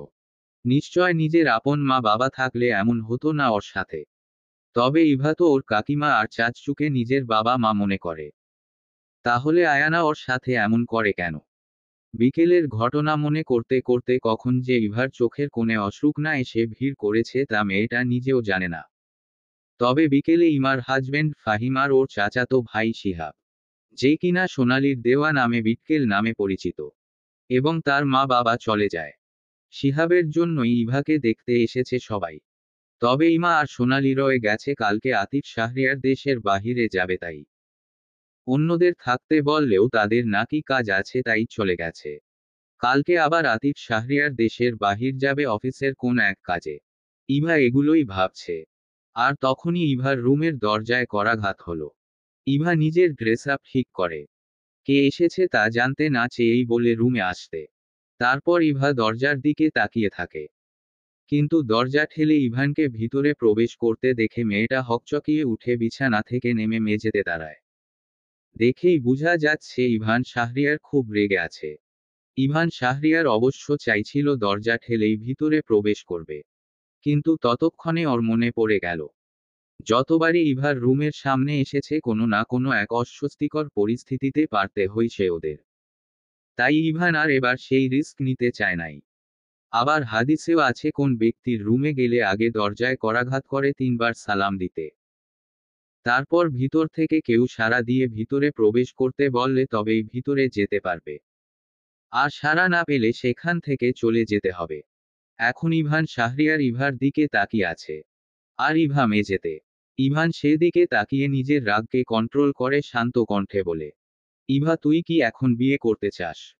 ইভানের এমন কথায় ইভা নিজের মাথা তুলে একবার ইভান শাহরিয়ারকে পরোক্ষ করে। তারপর মাথা নিচু করে নেয়। মুখে কিছু বলে না মেয়েটা। ইভানের এমন শান্ত কণ্ঠে যেন ইভা পুরো বরফের ন্যায় জমে যায়। কেমন শীতল কণ্ঠে ইভান শাহরিয়ার ইভাকে কথাটা শুধালো। তবে ইভা জানে ইভান রেগে আছে। ওর আগমনের ধরন দেখেই ইভা সেটা আঁচো করতে পেরেছে। ইভাকে কোন কথা বলতে না দেখে ইভান শাহরিয়ারের মেজাজ আগের তুলনায় আরও বেশি বিগড়ে যায়। বিকেল থেকে তোলা এই রাগ এতক্ষণ শান্ত রাখলেও যেন এবার তা বেরিয়ে আসতে চাইছে। তাই ইভান এবার রাগে গোজগোজ করতে করতে আবারও শান্ত কণ্ঠে বলে, উত্তর দিচ্ছিস না কেন? যে কোন লোক এসে বাড়ি ভর্তি লোকের মধ্যে তোর চুল খুলে দেখে যাবে। উল্টো পাল্টা প্রশ্ন করবে আর তুই চুপ করে দেখবি। এই তুই বোবা, কথা বলতে পারিস না? নাকি অন্যায় দেখেও বোবার মতো চুপ করে থাকিস? নিজের অধিকার নিজে অর্জন করে নিতে পারিস না? প্রশ্নের উত্তর দে ইডিয়ট। ইভানের এমন শান্ত অথচ গম্ভীর পুরুষালী কণ্ঠ ইভার মস্তিষ্ক খুব তাড়াতাড়ি নাড়িয়ে দিতে সক্ষম হয়েছে। মেয়েটা মিনমিন স্বরে নিচের দিকেই তাকিয়ে কাপা কণ্ঠে ইভান শাহরিয়ারের উদ্দেশ্য বলে, ভাভা ভাইয়া, আমি কাকিমা আর চাচুকে নিজের বাবা মা মনে করি। তাদেরকেই আমি নিজের অভিভাবক মনে করি। এখন তারা যা চায় আমিও তাই চাই। ইভার এমন উত্তরে ইভান এবার রেগে গর্জে উঠে ইভার দিকে রাগী দৃষ্টিতে তাকিয়ে বলে, অভিভাবক মাই ফুট। আর তখনই সেখানে আয়ানা, ইরাইমা আর সোনালি আসে। ইভানকে এমন রাগান্বিত দেখে আয়ানা ইভানের বদনখানির দিকে তাকিয়ে বলে, কি হইছে এখানে, এমন রেগে আছিস কেন ইভান? আয়ানার কণ্ঠ শুনে ইভান পিছন ফিরে দরজার দিকে তাকিয়ে সবার দিকে এক নজর পরোক্ষ করে বলে, কিছু না। তারপর হনহন করে ইভান শাহরিয়ার সেখান থেকে চলে যায়। তা দেখে সেখানের সবাই কপাল কুঁচকে তাকায়। শুধু ইভা নিচের দিকে তাকিয়ে থাকে। আয়ানা তা দেখে ইভার সামনে এসে বলে, এই তুই কি করছিস? ইভান এমন রেগে আছে কেন? আয়ানার প্রশ্নে ইভা কি উত্তর দিবে তা খুঁজে পেল না। তাই সে আগের ন্যায় নিচের দিকে তাকিয়ে রইল। তা দেখে আয়ানার রাগ উঠে গেল। আর ইভার চুলের মুঠি ধরে টেনে বলে, বাসায় শুধু অশান্তির সৃষ্টি করা তাই না? তোর ব্যবস্থা তো আমি আর 2-3 দিনের মধ্যেই করব। এই বলে ইভাকে ছেড়ে দেয়। তারপর ইরা আয়ানার উদ্দেশ্য বলে, মা এখানে ইরার কি দোষ? ওরে শুধু শুধু মারো কেন তুমি? আয়ানা রাগী দৃষ্টিতে ইরার পানে তাকিয়ে বলে, কার দোষ আছে নাকি নাই তা তোকে বিবেচনা করতে দেয় নাই কেউ। এই বলে আয়ানা সেখান থেকে চলে যায়। সাথে ইমা আর নীলাও। সোনালি আর ইরা ইভার কাছে যায়।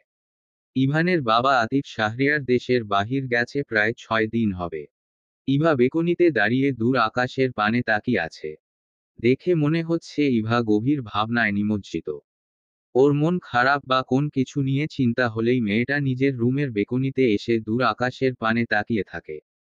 আর নিজের মনের ভাবনাগুলো একা একা ভাবে। আর বেলকনি থেকে সুন্দর প্রকৃতি অনুভব করে। যার কারণে নিমিষেই ইভার মনটা ভালো হয়ে যায়। এখন ইভা কিছু দিন যাবৎ রাতে ঘটা ওর সাথে কিছু ঘটনা ভাবছে। কাল রাতের ঘটনা। ইভা সব কাজ করে এশার নামাজ আদায় করে ঘুমিয়েছে। চারদিকে অন্ধকার আচ্ছন্ন হয়ে আছে। ধীরে ধীরে রাত তখন গভীর থেকে গভীর হচ্ছে। মাঝে মাঝে কিছু কুকুরের ডাক শোনা যাচ্ছিল। ইভা গভীর ঘুমে নিমজ্জিত ছিল। হঠাৎ ওর ঘুমের মধ্যে মনে হলো কেউ একজন ওর রুমে এসেছে। তবে ইভার চোখ খুলে তাকাতে ইচ্ছে হলো না। আর তখনই কেউ একজন ওর মুখের দিকে সাদা রুমালে করে কিছু একটা এগিয়ে নেয়। অমনি মেয়েটার ঘুম ছুটে যায়। সাথে সাথে লোকটার হাত ধরে ফেলে তারপর উঠে বিছানায় বসে এক ধাক্কা দেয়। যার দারুণ লোকটা মেঝেতে পড়ে যায়। লোকটার হাত ধরে ইভার মনে হলো কোন ছেলে হবে হয়তো। তবে ছেলেটার মুখে রুমাল বাঁধা ছিল। ছিটকে দূরে গিয়ে ছেলেটা তাড়াতাড়ি ইভার বেলকনি থেকে নিচে নেমে যায়। আর তখনই ইভাও বিছানা থেকে নেমে বেলকনির রেলিং ধরে ছেলেটার দিকে তাকিয়ে বলে, এই কে আপনি এভাবে এসে আবার চলে যাচ্ছেন কেন? দাঁড়ান বলছি। ইভার এমন চেঁচামেচিতে সবাই ঘুম থেকে উঠে ওর রুমের দরজার সামনে এসে দরজায় করাঘাত করে। তাই ইভা তাড়াতাড়ি গিয়ে দরজা খুলে দেখে আয়ানা, ইরা, ইমা, সোনালি, ইভান, শাহরিয়ার সবাই সেখানে। ইরা ইভার দিকে তাকিয়ে শুধালো, কি হইছে? এই মাঝ রাতে এভাবে চেঁচাচ্ছিস কেন? ইরার কথা শুনে ইভা হাত দিয়ে বেলকনির দিকে ইশারা করে সেন্সলেস হয়ে যায়। আর ইরা ইভাকে ধরে নেয়। তা দেখে ইভান শাহরিয়ার দ্রুত বেলকনির কাছে যায়। তারপর দেখে কেউ একজন মেইন গেট পেরিয়ে বাহিরে যাচ্ছে। তাই ইভান এক প্রকারের দৌড়ে রুম থেকে বেরিয়ে বাহিরে চলে যায়। আয়ানা তা দেখে বলে, ইভান কই যাচ্ছিস? কিন্তু ইভান কিছু না বলেই তাড়াতাড়ি চলে গেল। তার কিছুক্ষণের মধ্যে ফিরেও আসলো। আর দারোয়ান ঘুমাচ্ছে দেখে কিছু কথাও শুনিয়ে দিয়ে আসলো। ততক্ষণে ইভার চোখে মুখে পানি দেওয়ার ফলে ইভার জ্ঞান ফিরে আসে। আয়ানা ইভানকে ইভার রুমে আসতে দেখে হস্তদন্ত হয়ে জিজ্ঞেস করে, কিরে এভাবে বাহিরে গেলি কেন? ইভান শাহরিয়ার ভাবান্তর কণ্ঠে বলে, আমাদের বাড়িতে বাহিরের কেউ তো নিশ্চয় আসছে, আমি শিওর। আর আমার মনে হচ্ছে ইভা আগে যখন বলতো বাসায় কেউ আসছে সেগুলোও সত্যি ছিল। কিন্তু আমরা সেগুলো গুরুত্ব দেই নাই। তাই মেয়েটা আর আমাদের কিছু বলে নাই। ইভান শাহরিয়ারের কথা শুনে আয়ানা বলে, কেউ আমাদের বাসায় কেন আসবে? তুই মনে হয় ভুল দেখছিস। আর তখনই ইমা জিজ্ঞেস করে, ভাইয়া তোর হাতে প্রিয়ার রুমাল কেন?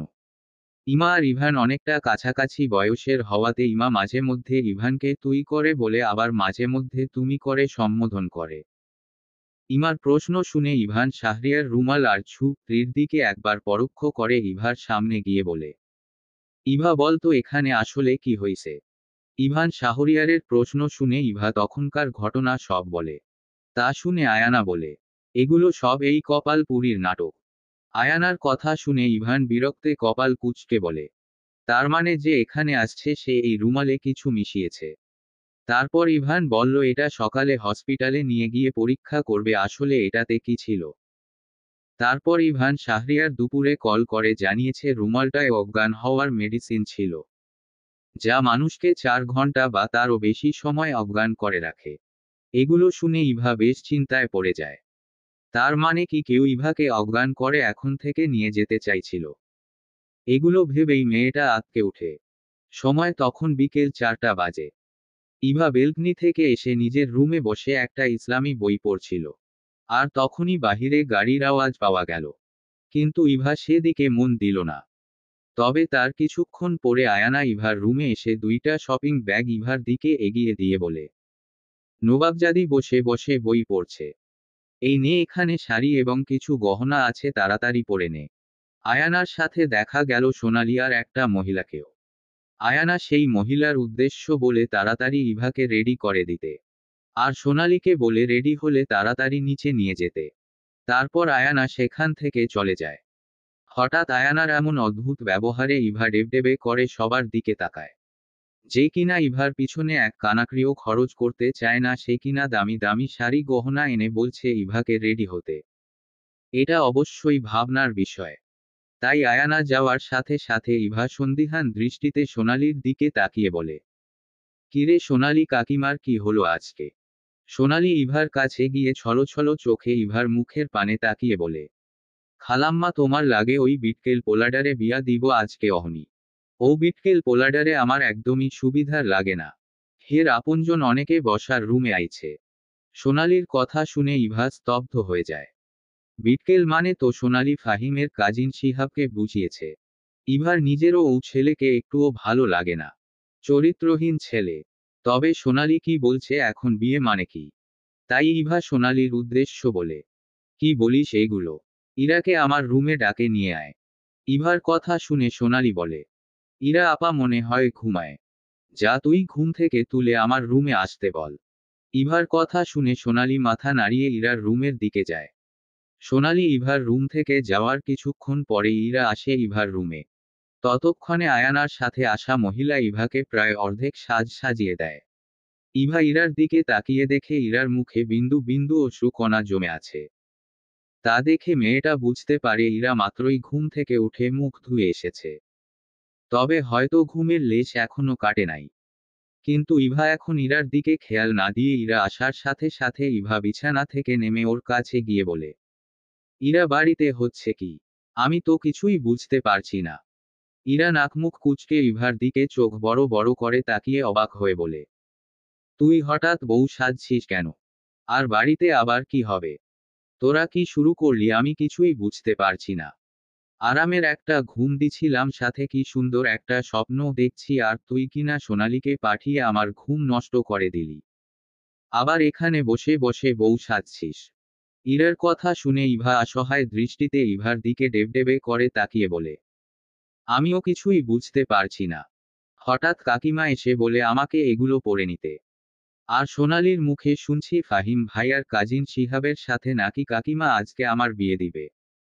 ও আর বললেই হলো, হুট করেই কি বিয়ে হতে পারে নাকি? বিয়ের সাথে সারা জীবনের ব্যাপার জড়িয়ে আছে। বলা নাই কওয়া নাই বলল আর বিয়ে হয়ে গেল। তুই চুপ করে থাকিস, এই জন্যই মা বেশি বেশি করে তোর সাথে কথা বলতে পারিস না। আমার সাথে কথা বলতে আসলে তো ভালোই মুখে কথা ফুটে। কিন্তু অন্যদের সামনে বেজা বিড়াল হয়ে থাকিস। মনে হয় ভাজা মাছটাও উল্টে খেতে পারিস না। রাগী কণ্ঠে ইরা কথাগুলো বলে নিজের হাতের কনিষ্ঠা আঙুলটি মুখে দিয়ে নখ কাটতে থাকে। আর সারা রুম জুড়ে পায়চারি করে অসহায় মুখে বিড়বিড় করে বলে, তাও ইভাকে ইভান ভাইয়ার সাথে বিয়ে দেওয়ার চান্স ছিল আগে। এখন ইভার বিয়ে হয়ে গেলে তো তাও থাকবে না। ইভাকে ইভান ভাইয়ার সাথেই বেশ মানাবে, অন্য কারো সাথে না। ইরার বিড়বিড় শুনে ইভা ডেবডেবে করে শুধু ইরার মুখের পানে তাকিয়ে থাকে। সোনালি আর ইভার রুমে থাকা মহিলাটিও সেদিকে তাকায়। তারপর মহিলা ইভাকে তারা দেখিয়ে বলে, আপনাকে তাড়াতাড়ি সাজিয়ে দিতে বলছে, আসুন বাকি সাজ কমপ্লিট করি। মহিলার কথা ইরা তেলে বেগুনে জ্বলে উঠে বলে, এই চুপ করেন। এমনি টেনশনে আছি। আবার আইছে উনি সাজাইতে। সাজাইতে তো পারেনি না, মুখে শুধু বড় বড় কথা। ইরার কথা শুনে মহিলা ইরার দিকে চোখ বড় বড় করে তাকিয়ে ভাবে, এই মেয়ে কি বলে আমি এক চুটকিতে সবাইকে সাজিয়ে ফেলতে পারি? কত নামকরা মানুষ আমার পার্লারে সাজতেন আসে, আর আমি নাকি সাজাতে পারি না। মহিলা এগুলো ভাবছিল আর সোনালি ডেবডেবে করে তার রিয়াকশন দেখছিল। এমন সময় আয়ানা, নীলা আর ইমা ইভার রুমে পদার্পণ করে। তারপর আয়ানা তারা দেখিয়ে বলে, এখনো হয় নাই সাজানো। মহিলা আয়ানার উদ্দেশ্য বলে, প্রায় শেষের দিকে আর একটু বাকি আছে। আয়ানা নাকমুখ কুঁচকে বলে, আপনি বিছানায় আর ইভা আরেক জায়গায় কিভাবে সাজাচ্ছেন? এই ইভা যা তাড়াতাড়ি সাজ। আয়ানা শেষের কথাটা একটু ধমকের স্বরে বলে। তাই ইভা বিনা বাক্য গিয়ে মহিলার কাছে সাজতেন বসে পড়ে। কিন্তু ইরা এগুলো দেখে তেতে উঠে বলে, এগুলো হচ্ছে কি বাড়িতে? মা, তুমি যা ইচ্ছে তাই করতে পারো না ইভার সাথে? আমার তোর থেকে শিখতে হবে কি করতে পারি বা না পারি। ছোট ছোটর মতো থাক, এত কথা বলিস কেন? এভাবে ইরা আর আয়ানার মধ্যে অনেকক্ষণ কথা কাটাকাটি চলে, তবে ইরা আয়ানাকে কিছুতেই বুঝাতে পারল না কিছুই। আয়ানার এক কথা, সে এখন এই মুহূর্তে ইভার বিয়ে দিবেই এবং সেই কথাই স্থির। তাই ইরা সেখান থেকে নিজের রুমে এসে ইভান শাহরিয়ারকে কল দেয়, তবে রিসিভ করে না কেউ। এভাবে অনেকবার কল দেওয়ার পরে রিং হয়ে কেটে যাওয়ার ইরা বেশ বিরক্ত হয়। তাই রাগে গোজগোজ করতে করতে নিজের ফোনটা জোরে বিছানায় ছুঁড়ে মারে। তারপর মাথায় হাত দিয়ে নিজের চুলগুলো মুষ্টিবদ্ধ করে নেয়। ইরা অনেকবার শিহাবকে অনেক মেয়ের সাথে দেখেছে, আর ওর নামে অনেক অশ্লীল কথা বার্তাও শুনেছে। ছেলে ভালো হলে ইরা বিয়েটা হলেও কিছু বলতো না। কিন্তু ইরা ইভাকে নিজের আপন বোনের থেকে কোনো অংশে কম মনে করে না। তার সাথে খারাপ কিছু হলে কিছুতেই ইরা মেনে নিতে পারবে না। আর তখনই ইরার ফোনটা বেজে ওঠে।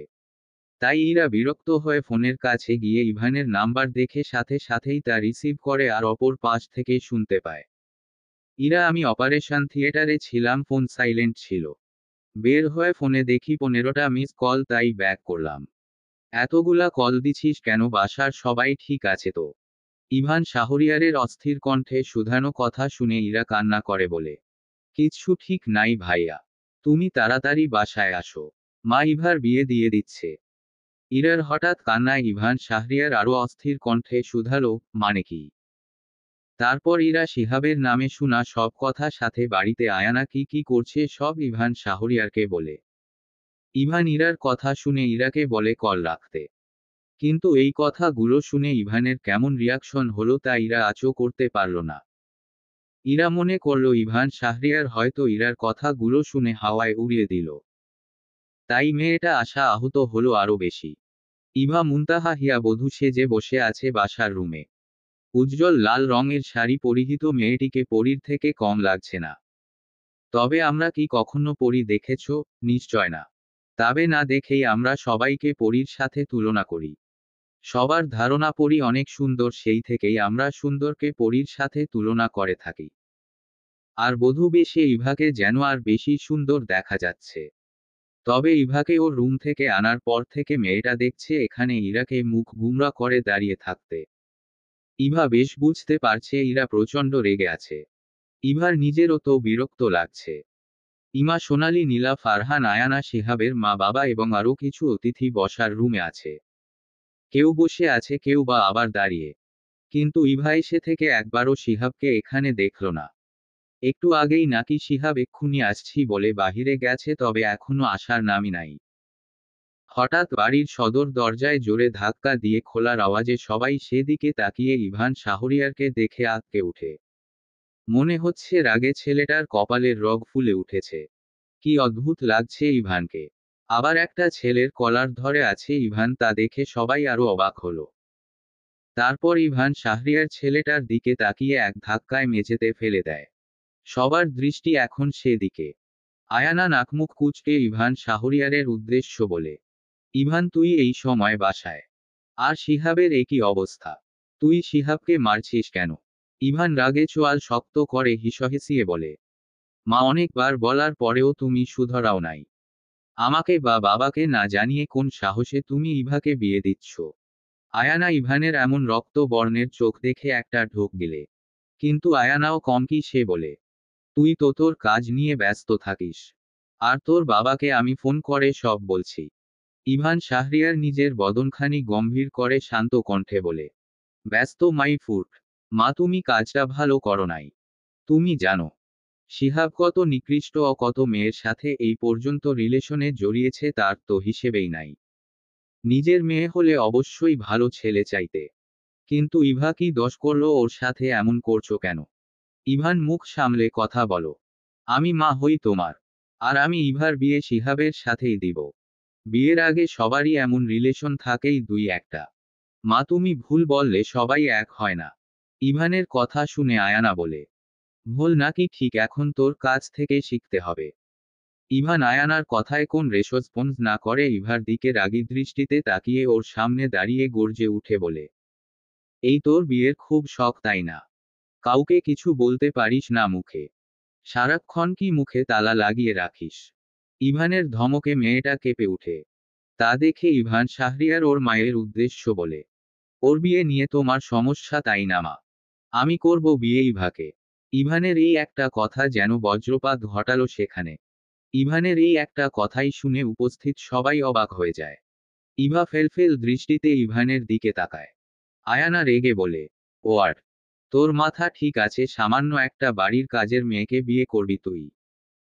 মা ইভা বাড়ির কাজের মেয়ে নাকি কে আমরা সবাই জানি, তাই নতুন করে কিছু মনে করানোর দরকার নাই। আয়ানার আগে গোজগজ করতে থাকে ইভানের কথা শুনে। আর নীলার আগে ফুঁসে উঠে বলে, এই কাজের মেয়ের মধ্যে কি আছে যে তুমি এই ইভার বাচ্চাকে বিয়ে করতে চাচ্ছ? নীলার কথা শুনে ইভান ওর দিকে রাগী দৃষ্টিতে তাকায়, তাতেই নীলা চুপ হয়ে যায়। তাই ইভান সেদিকে ইন্টারেস্ট না দেখিয়ে অপলক দৃষ্টিতে ইভার দিকে চেয়ে শীতল কণ্ঠে শুধালো, ইভা তোর কি আমাকে বিয়ে করতে কোন আপত্তি আছে? আমি জানি কারো মতামত না নিয়ে বিয়ে দেওয়া এবং বিয়ে করা দুটোই অন্যায়। তাই তোর মতামত থাকলেই বিয়েটা হবে। ইভানের কথা শুনে ইভা সবার দিকে একবার পরোক্ষ করে আয়ানার দিকে তাকিয়ে দেখল আয়ানার আগে চোখ বড় বড় করে ইভার পানে তাকিয়ে আছে। তারপর আয়ানা সেখান থেকে রাগে দুপদা পা ফেলে স্থান ত্যাগ করে। আয়ানা যেতে ইরা ইভার কাছে সোফায় বসে ইভানকে বিয়ে করতে রাজি হওয়ার কথা বলে।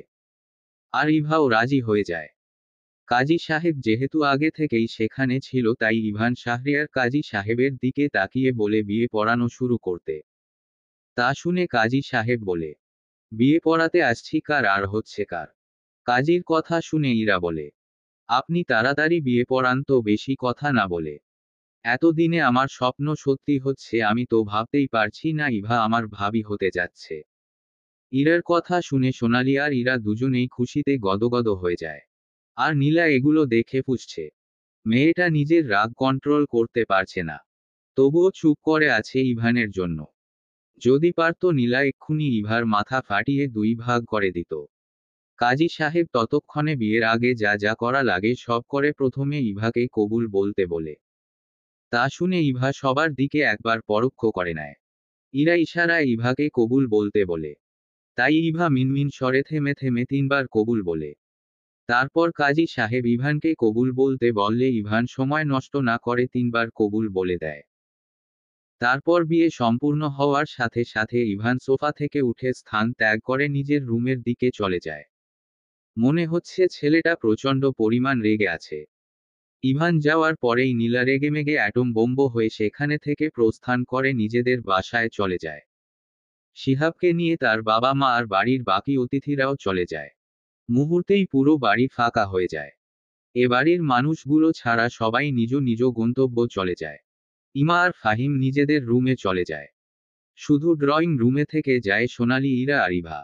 সবাই যেতে ইরা ইভার কাছে এসে বলে, কিরে ইভা, এভাবে স্ট্যাচু হয়ে দাঁড়িয়ে আছিস কেন? ওহ স্যারি সোনা, তুমি তো এখন আমার একমাত্র ভাইয়ের একমাত্র বউ, মানে আমার ভাবি। ইরার এমন রসিকতা করে কথা ইভাকে প্রচণ্ড লজ্জা দিল। তাই ইভা ইরার কথা শুনে নিচের দিকে তাকিয়ে লজ্জায় লাল হয়ে গেল। ইভাকে লজ্জা পেতে দেখে ইভা যেন আরো সুযোগ পেল। তাই সোনালির দিকে তাকিয়ে ভ্রু যুগল নাচিয়ে হেসে ইশারায় বলে, দেখছিস আমার একমাত্র ভাবিটা আবার লজ্জাও পাচ্ছে। সাধে কি আমি ওরে লজ্জাবতী লাজুকলতা পরি বলি এখন অবশ্য ডাক্তার সাহেবের বউ হয়ে গেছে। তবে তোকে ইভান ভাইয়ার সাথেই বড্ড বেশি মানায়। অপেক্ষায় রইলাম ফুফু ডাক শোনার, তাড়াতাড়ি ব্যবস্থা করবি, না হলে খবর আছে শয়তান মেয়ে। ইরার কথা শুনে সোনালি জোরে হেসে দেয়। তা দেখে ইরা নিজেও অট্টহাসি দেয়। তাই ইভা ইরার দিকে চোখ রাঙিয়ে তাকিয়ে বলে, ইরা বেশি বেশি হচ্ছে কিন্তু। হঠাৎ সোনালি কিছু একটা ভেবে বলে, আচ্ছা যাই হোক, এগুলো বাদ দেও ইরা আফা, আজ তো ইভা আফার ফুল সজ্জা। ইরা সোনালির কথা শুনে নিজের তর্জনী আঙ্গুলটা গালে দিয়ে ভাবুক হয়ে বলে, ভাইয়া যা রেগে আছে মনে হয় আজ আর ফুলসজ্জা হবে না। একটা কাজ করি, চল ইভা, তোকে ভাইয়ার রুমের সামনে নিয়ে দিয়ে আসি, তারপর তুই একা একা রুমের ভিতরে চলে যাইস। ইরার কথা শুনে ইভা হকচকিয়ে উঠে বলে, না, আমি আমার রুমে থাকবো। এই বলে ইভা নিজের রুমে চলে যায়। তা দেখে সোনালি আর ইরা একে অপরের দিকে চাওয়াচাওয়ি করে। ভোরের সৌন্দর্যে মাখামাখি আলোর রশ্মির ঝলকানো রোদ ছড়িয়ে ছিটিয়ে পড়েছে প্রকৃতি জুড়ে। কি সুন্দর মনোরম সেই দৃশ্য। ইভা সকালে ঘুম থেকে উঠে সবার জন্য কফি বানিয়ে সবার রুমে দেওয়ার জন্য উদ্ধত হয়। সোনালির কাছে ইরা ফাহিম আর আয়ানার কফি দিয়ে দেয়। সোনালি কফি নিয়ে ওদের রুমে চলে যায়। ইভা জানে আয়ানার রুমে ওর পদধূলি পড়লেই তিনি খুব রেগে যাবে। তাই ইরা আর ইভান শাহরিয়ার জন্য কফি নিয়ে ওদের রুমের দিকে পা বাড়ায়। ইভা ইরার রুমে এসে দেখে মেয়েটা ছড়িয়ে ছিটিয়ে বিছানা পুরোটা নিজের দখলে নিয়ে ঘুমিয়ে আছে। তাই ইভা ইরার বিছানার পাশের টেবিলে কফির কাপ রেখে বেলকনির পর্দা সরিয়ে দিল। যার দারুণ ইরা আড়মোড়া ভেঙে ঘুম থেকে উঠে বিছানার উপর বসে ইরার দিকে রাগী দৃষ্টিতে তাকিয়ে বলে, ইরার বাচ্চা, দিলি তো ঘুমটা ভেঙে। তোদের জন্য মনে হয় আমি জীবনেও শান্তিতে ঘুমতে পারবো না। ইরার কথা শুনে ইভা নাকমুখ কুঁচকে ভেঙচি কেটে বলে, এই পচা বেডি, আমার কোন বাচ্চা কাচ্চা নাই তুই জানিস না? ইরা ইভাকে একবার পরোক্ষ করে বলে, আচ্ছা, বুঝতে পারছি তোর বাচ্চা কাচ্চার আম্মু হওয়ার শখ হইছে, ভাইয়াকে বলা লাগে তো। সেই জন্যই তো কালকে তোকে ভাইয়ার রুমে দিয়ে আসবো ভাবছিলাম, কিন্তু তুই তো রাজি হলি না। বাই দা ওয়ে, তোর আমাকে কোন এঙ্গেলে বেডি মনে হয়? এখনো তো আমার বিয়েও হলো না। তোকে বেডি বললে ঠিক ছিল, তোর বিয়ে হয়ে গেছে তাই। ইরার কথা শুনে ইভা নাকমুখ কুঁচকে টেবিল থেকে কফির কাপ নিয়ে ইরার হাতে দিয়ে বলে, কফি ঠান্ডা হয়ে যাবে, খেয়ে নে। আর তোর ভাই আবার ঠান্ডা কফি দেখলে ধমকানো শুরু করে দিবে যে ডেঞ্জারাস লো করে বাবা তোর ভাই। এই চুপ, আমার ভাইয়ের নামে কোন উল্টো পাল্টা কথা বলবি না।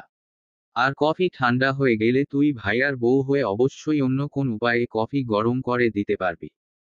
ইরা হেসে ইভাকে চোখ টিপ মেরে কথাটা বলে, যার ফলে ইরার কথা শুনে ইভা ইরাকে চোখ রাঙিয়ে ওর দিকে তাকায়, তারপর কফির কাপ নিয়ে বের হয়ে ইভানের রুমের দিকে অগ্রসর হয়। ইরা তা দেখে জোরে জোরে হেসে দেয়। ইভানের রুমের দরজার সামনে এসে ইভা উকি দিয়ে দেখল বিছানায় ইভান শাহরিয়ার নাই। একদিক থেকে ইভার জন্য ভালোই হইছে ইভান নাই, এই জন্য মেয়েটার লজ্জাও করবে না।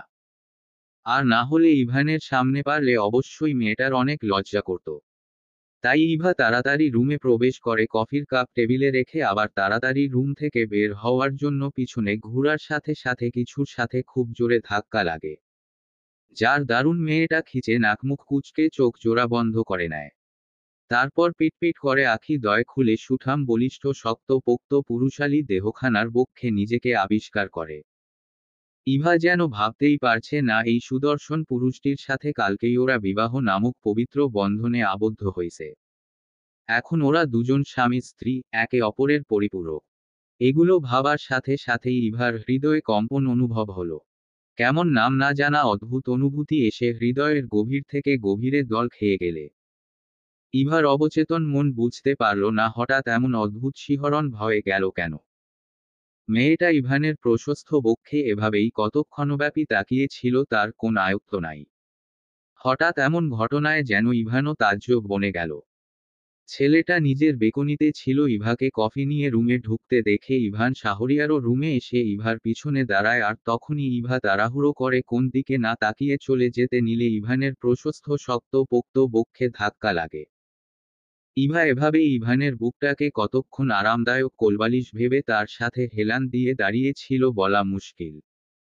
তবে নিজের হুঁশ আসার সাথে সাথেই মেয়েটা তাড়াতাড়ি ইভানের বক্ষ থেকে ছিটকে দূর সরে যায়। তারপর পিছন ফিরে নিজের মুখের উপর দুই হাত রাখে। এখন মেয়েটার মনে হচ্ছে যদি এমন হতো মেচে ফেটে ইভাকে তার নিচে লুকিয়ে দিত। কি অস্বস্তিকর সিচুয়েশন। তাই ইভা আর এক মুহূর্ত সেখানে না দাঁড়িয়ে দৌড়ে ইভানের রুম ত্যাগ করে নিজের রুমে চলে আসে। তারপর নিজের রুমে এসে বিছানায় বসে বার কয়েক জোরে জোরে নিঃশ্বাস ফেলে। আর এতক্ষণের ঘটনাগুলো ভাবে। ইভান শাহরিয়ার ইভার যাওয়ার পানে চেয়ে থেকে মুচকি হাসি দিয়ে বিছানায় আইস করে বসে কফির কাপ নিজের হাতে নিয়ে পায়ের উপর পা তুলে কফির কাপে চুমুক বসায়। বিকেলের সুন্দর মাধুর্য ছড়িয়ে ছিটিয়ে আছে চারদিকে। আসরের নামাজ আদায় করে ইভা, ইরা আর সোনালি ছাদে এসে বসে আড্ডা দিচ্ছে। ইরা আর ফাহিম সকালের ব্রেকফাস্ট করে চলে গেছে। ফাহিম অবশ্য ইভার সাথে অনেক কথা বলছে সকালে। আবার মেয়েটাকে অনেক লজ্জায়ও ফেলছে, সাথে ইরা আর সোনালি তো ছিলই। ইরা, ফাহিম আর সোনালি ইভাকে আর ইভানকে নিয়ে মজার ছলে অনেক কথা বলে, যার দারুণ ইভাও বড্ড বেশি লজ্জা পায়। কিন্তু ইমা নিতান্তই চুপচাপ স্বভাবের, তাই সে চুপ ছিল। আয়ানা সকালেও ডাইনিং টেবিলে খেতে আসে নাই, আবার দুপুরেও আসে নাই। ওনার খাবার নিয়ে সোনালি আয়ানার রুমে দিয়ে আসছে। আর ইভান সকালে হসপিটালে চলে গেছে। ইরা আর সোনালি নিজেদের মধ্যে কথা বলছে, আর ইভা দূর আকাশের পানে আনমনেই তাকিয়ে আছে। মেয়েটা বুঝতে পারছে না ওর জীবনের মোড় কোন দিকে গিয়ে ঘুরবে। আসলেই কি ইভা মুনতাহা হিয়া ইভানের সাথে সুখী হবে? সুখ ইভার কপালে আছে তো, নাকি সারা জীবন মেয়েটা এভাবেই দুঃখের সাগরে ভেসে ভেসে শেষ হয়ে যাবে?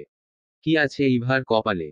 ছাদের রেলিং ধরে বিকেলের সুন্দর মাধুর্যময় আকাশের পানে তাকিয়ে এগুলোই ভাবছে ইভা। এগুলো ভাবতে ভাবতে কখন যে মেয়েটার চোখের কোণে অশ্রুক না জমেছে তার কোন খবর নাই। ইভা তো নিজের জীবনের হিসাব মিলাতে ব্যস্ত। কি থেকে কি হয়ে গেল? আয়ানা কি কোন দিন ইভান শাহরিয়ারের স্ত্রী হিসেবে ইভাকে মানবে? না জানি ইভান শাহরিয়ার ইভাকে বিয়ে করছে, তাই আবার মেয়েটাকে কত বকা আর মার খেতে হয় আয়ানার কাছে তার কোন আয়ত্ত নাই। এগুলো ভাবার মাঝে ইরা এসে ইভার কাঁধে হাত রাখে। তাই ইভা অতি যত্ন সহকারে নিজের আখিদ্বয়ের অশ্রুকণা মুছে ইরার পানে তাকায়। তা দেখে ইরা বলে, কাঁদছিলি কেন? কই কাঁদছি না তো। ছাদে আসছি সবাই আড্ডা দিব ভেবে, আর তুই কিনা মনমরা হয়ে কাঁদছিলি, আবার বলিস কাঁদছি না তো। ওদের কথা শুনে সোনালি একটা কাঠগোলাপ এনে ইভার কানে গুজে দিয়ে বলে, ইভা আপা, তোমারে সব সময় এত সুন্দর লাগে কেন? প্রশ্নটা ইভাকে করা হলেও সোনালির কথার প্রতি ওরে ইরা সোনালির পানে তাকিয়ে বলে, তোর কাছে যাকে বেশি ভালো লাগবে, তুই যাকে সবচাইতে কাছের মানুষ মনে করবি, তার সব কিছু তোর কাছে অতি সুন্দর মনে হবে। তার দুঃখ তোকে কাঁদাবে, আর তার সুখে তোরও নিজেকে সুখী মনে হবে। ইরার কথা শুনে সোনালি আর ইভা ওর দিকে তাকিয়ে থাকে। কত সুন্দর করে ইরা সোনালিকে প্রশ্নের উত্তর দিল। সোনালি নিজের মুখটা হা করে ওর কথা শুনছিল। তাই ইরা সোনালির থুতনি ধরে মুখ বন্ধ করে বলে, সোনালি মুখে মশা ঢুকবে তো। ইরার এমন অদ্ভুত কথায় ইভা, ইরা আর সোনালি তিনজনই হেসে দেয়। রাতের আধারে নিমজ্জিত ধরণী, চাঁদের আলোয় অল্প অল্প আলোকিত শহর, আকাশের তারাগুলোও জল জল করছে। কি সুন্দর প্রকৃতি! এই সবকিছুই আল্লাহর সৃষ্টি। কি সুন্দর নিখুঁতভাবে সৃষ্টি জগৎকে সাজিয়েছে তিনি। সবার খাওয়া শেষে ইভা আর সোনালি খেয়ে নিল। খাবার টেবিলে কেউ কোন কথা বলল না। ইরা বার কয়েক কথা বলছে। ইভান আর আয়ানা চুপচাপ খেয়ে উঠেছে। তার মধ্যে অবশ্য আয়ানা রাগী দৃষ্টিতে ইভার দিকে অনেকবার তাকিয়েছে। আর আয়ানার এই দৃষ্টি দেখে বারবার ইভার অন্তরাত্মা কেঁপে উঠেছে। ইরা, ইভান, শাহরিয়ার আর আয়ানা খেয়ে নিজেদের রুমে চলে যাওয়ার পরে সোনালি আর ইভা রাতের ডিনার শেষে সব গুছিয়ে রেখে যার যার রুমে চলে যায়। ইভা নিজের রুমে এসে সোজা বেকনিতে চলে যায়। তারপর বেলকনির সাথে হেলান দিয়ে কিছুক্ষণ চোখ বন্ধ করে সেখানেই দাঁড়িয়ে থাকে। আর তখনই মনে হলো ওর রুমে কেউ এসেছে। কিন্তু আবার ভাবলো হয়তো মনের ভুল, ইরা বা সোনালি ছাড়া তো তেমন কেউ আসে না ওর রুমে। মাঝে মধ্যে রাগ ঝাড়তে আয়ানা আসে। তারা আসলে অবশ্যই সোজা বেকনিতে ইভার কাছে আসতো। তাই মনের ভুল ভেবে ইভা ভাবনাটা উড়িয়ে দিল। আর তখনই রুমের মধ্যে থেকে কেউ একজন বলে, ইভা এখানে আয় তো। হঠাৎ এমন শান্ত কথায় ইভা ভড়কে যায়। আচমকা চোখ খুলে তাকায় বেলকনি থেকে রুমের পানে। তারপর গুটি গুটি পা ফেলে নিজের রুমে এসে দাঁড়ায়। অবিশ্বাস্য চোখ ইভা নিজের বিছানার পানে তাকিয়ে থাকে। যেন হঠাৎ ইভান শাহরিয়ারকে ওর রুমে, তাও আবার ওর বিছানায় শুয়ে থাকতে দেখে ভূত দেখার মতো চমকে যায় মেয়েটা। আখি দয়ে বড় বড় করে বিছানায় শুয়ে থাকা লোকটির পানে তাকায়। কিন্তু ইভান শাহরিয়ারের সেদিকে কোন হেলদোল নাই। সে চোখ বন্ধ করে নিশ্চিন্তে ইভার বিছানায় আইস করে শুয়ে আছে। ইভানকে এভাবে শুয়ে থাকতে দেখে ইভা নিজের হাতের তর্জনী আঙুলটি ওড়নায় পেঁচাতে থাকে। কিছু বলবে বলেও গলায় এসে কথা আটকে যায়। মাঝে মাঝেই আমাদের সাথে এমনটা হয়। কখনো কখনো কিছু বলতে চেয়েও যেন মুখ দিয়ে কথা বের হয় না। আর ইভা তো এমনি শান্তশিষ্ট। ইরা আর সোনালি ছাড়া সবার সাথেই কম কথা বলে। তাই মেয়েটা কথা বলতে চেয়েও পারছে না। যদিও এখন ওরা স্বামী স্ত্রী, তবুও এভাবে কখনো এক বাসায় থাকা অবস্থায় ইভান শাহরিয়ার ইভার রুমে এভাবে এসে শয় নাই। কিন্তু এখন যেহেতু ওদের সম্পর্কটা হালাল, তাই এক রুমে থাকাটাও নিশ্চয় স্বাভাবিক। কিন্তু তবুও যেন ইভার বিশ্বাস হচ্ছে না ইভান শাহরিয়ার ওর রুমে শুয়ে আছে। ইভার এত শত ভাবনার মাঝে ইভান শাহরিয়ার চোখ বন্ধ অবস্থায় ইভার উদ্দেশ্য বলে, ইভা, মাথাটা প্রচণ্ড পেইন করছে, চুলগুলো একটু টেনে দে তো। হঠাৎ ইভানের এমন কথায় ইভা যেন আরো জোরসর হয়ে দাঁড়ায়। আপনা আপনি ওড়নায় আঙ্গুল প্যাঁচানো থেমে যায়। কিন্তু ইভান শাহরিয়ারের এমন অসহায় শান্ত কণ্ঠে চুল টেনে দেওয়ার কথা শুনে খারাপও লাগে। আবার নিজের মনে অজানা ভয়ের সঞ্চয় হয়। ইভার এগুলো ভাবনার মাঝে ইভান শাহরিয়ার আবার বলে, কি হলো, দাঁড়িয়ে আছিস কেন? ইভানের ডাকে ইভা ওর দিকে তাকায়। এখনো ছেলেটা চোখ বন্ধ করে আছে। তা দেখে গুটি গুটি পা ফেলে ইভানের পাশে বিছানায় বসে। সাথে সাথেই হৃদয়ের গহীনে কেমন অচেনা অনুভূতি গুলো দল খেয়ে গেল। ইভা নিজের কাপা হাতটা ইভানের চুলে রাখল। আর তখনই বুকের মধ্যে কেমন ধুকপুক আওয়াজ হলো, যেন কেউ ইভার বক্ষে হাতুড়ি পেটাচ্ছে। ইভা নিজেকে সংযত করে। নিজের ছোট ছোট নরম হাতগুলো দিয়ে আস্তে আস্তে ইভানের মাথার চুলগুলো টেনে দিল। ইভার নরম হাতের ছোঁয়া পেয়ে কখন যে ঘুমিয়ে যায় তা সে নিজও জানে না। হঠাৎ ইভার ঘুম ছুটে যায়। পিটপিট করে আখি দয় খুলে চারদিকে চোখ বুলিয়ে হকচকিয়ে উঠে বসে বিছানায়। রুমের লাইট জ্বালিয়ে ঘড়ির কাঁটার দিকে তাকিয়ে দেখে 3টা বাজতে চলল। হঠাৎ মনে পড়ে যায়, কাল রাতে তো ইভান শাহরিয়ার ওর রুমে ছিল। কিন্তু এখন বিছানা ফাঁকা। আর ইভানের মাথার চুল টানতে টানতে সেভাবেই খাটের সাথে হেলান দিয়ে ঘুমিয়ে পড়ছিল। তাহলে ইভা ঠিক হয়ে কখন শুইল, আর ইভান শাহরিয়ারই বা কখন গেল? তার মানে ইভান শাহরিয়ার ইভাকে ঠিক করে শুইয়ে দিয়ে গেল। আনমনেই এগুলো ভেবে ইভা বিছানা থেকে উঠে অজু করতে ওয়াশরুমে চলে যায়। তারপর অজু করে তাহাজ্জুদ নামাজ আদায় করে ফজরের আজান পর্যন্ত কুরআন তিলাওয়াত করে।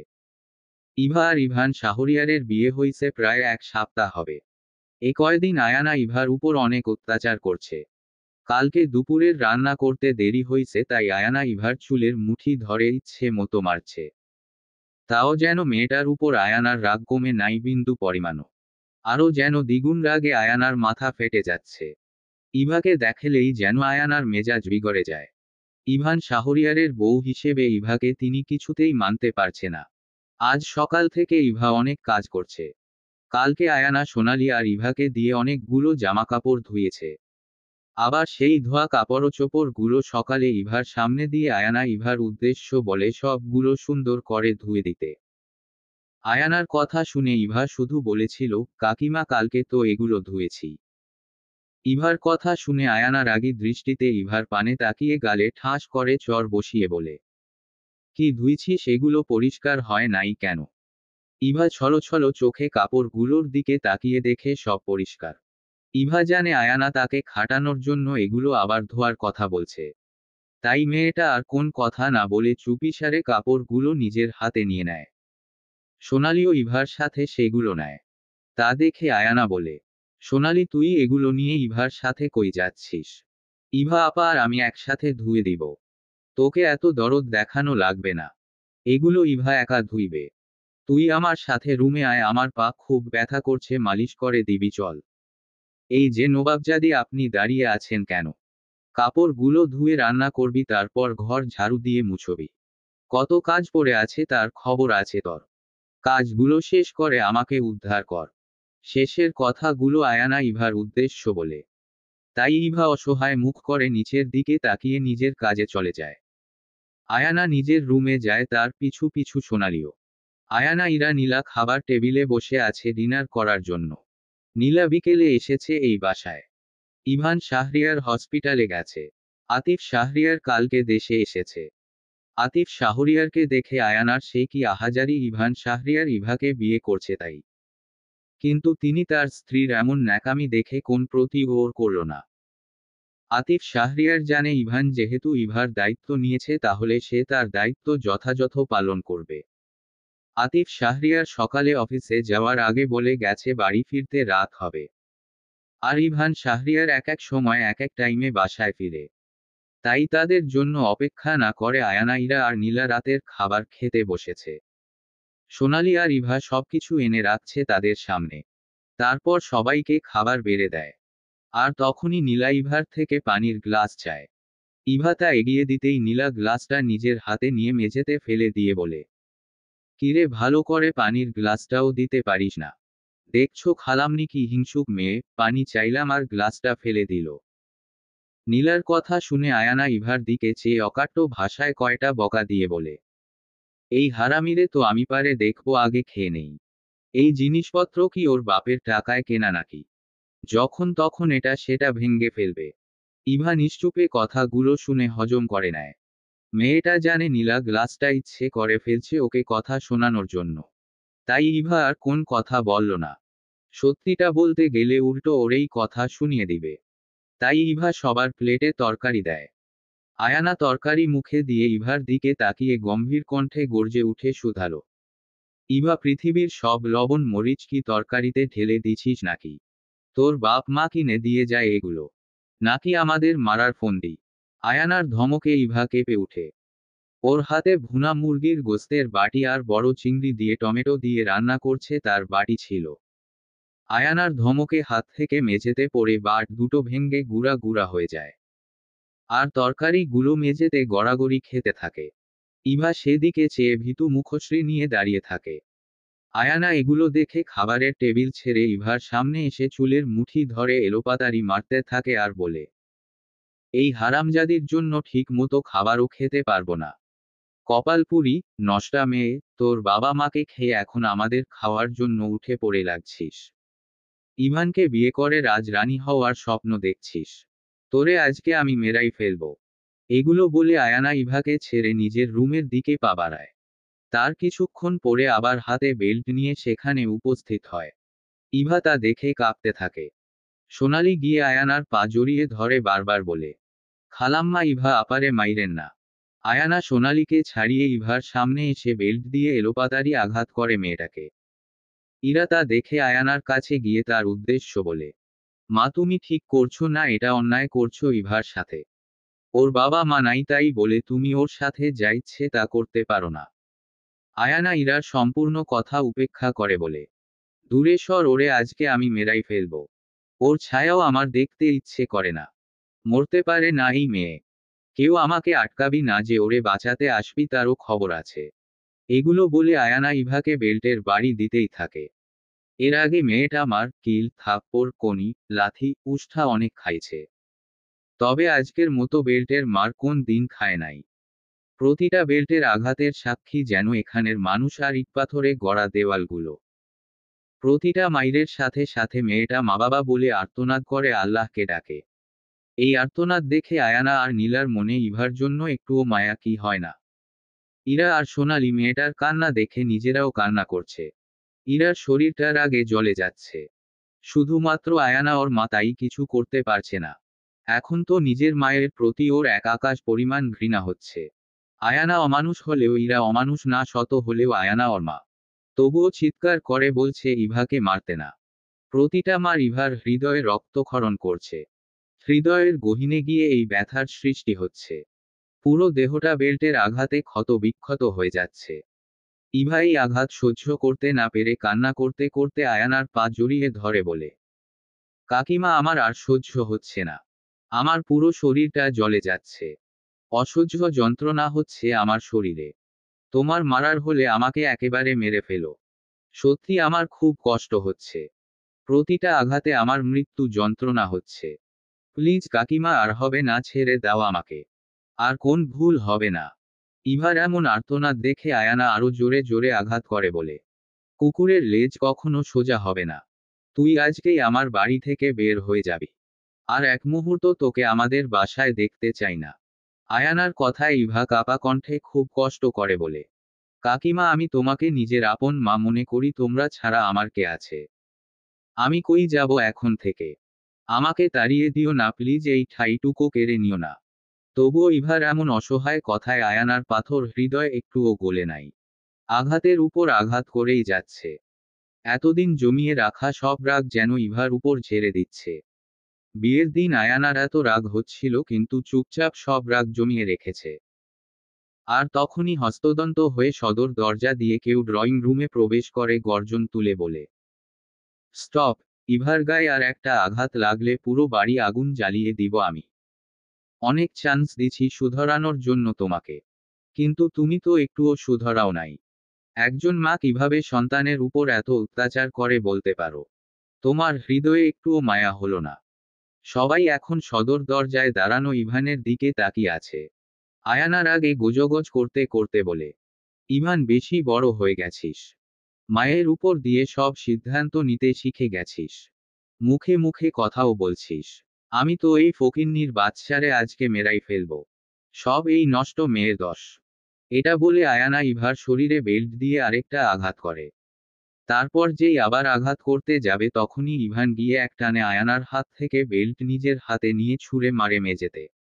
তারপর গর্জে উঠে বলে, ব্যাস অনেক মারছো।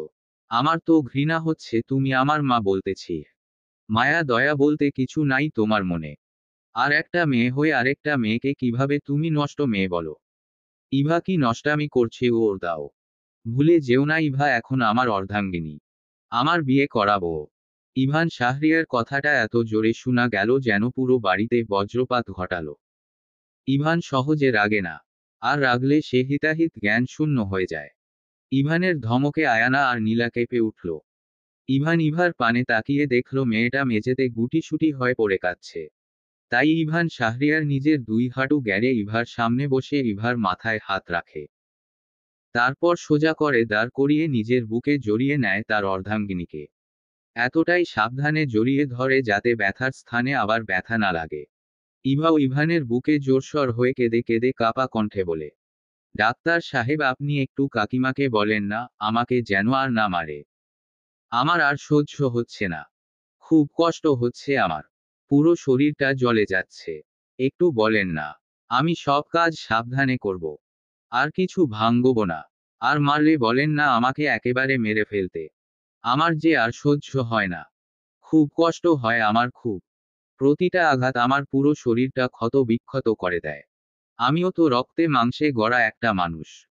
ইভানের বক্ষ থেকে ইভা নিজের মাথাটা তুলে ইভানোর দিকে তাকিয়ে কথাগুলো বলে। এতটাই অসহায় হয়ে ইভা কথাগুলো বলে তা শুনে ইভানের ভিতরটা যেন ভেঙে গুড়িয়ে যাচ্ছে। নিশ্চয় ইভান মেয়ে হলে ইভার এই অসহায়ত্ব দেখে কান্না করে দিত। কিন্তু পুরুষ মানুষ সব সময় কান্না করতে পারে না। ভিতর থেকে ভেঙে গুমরে মুচড়ে গেলেও পুরুষরা তা অন্যদের বুঝতে দেয় না। তবে ইভার মুখে প্রথম ডাক্তার সাহেব ডাকটা শুনে কিছুক্ষণ মেয়েটার পানে তাকিয়ে থাকে।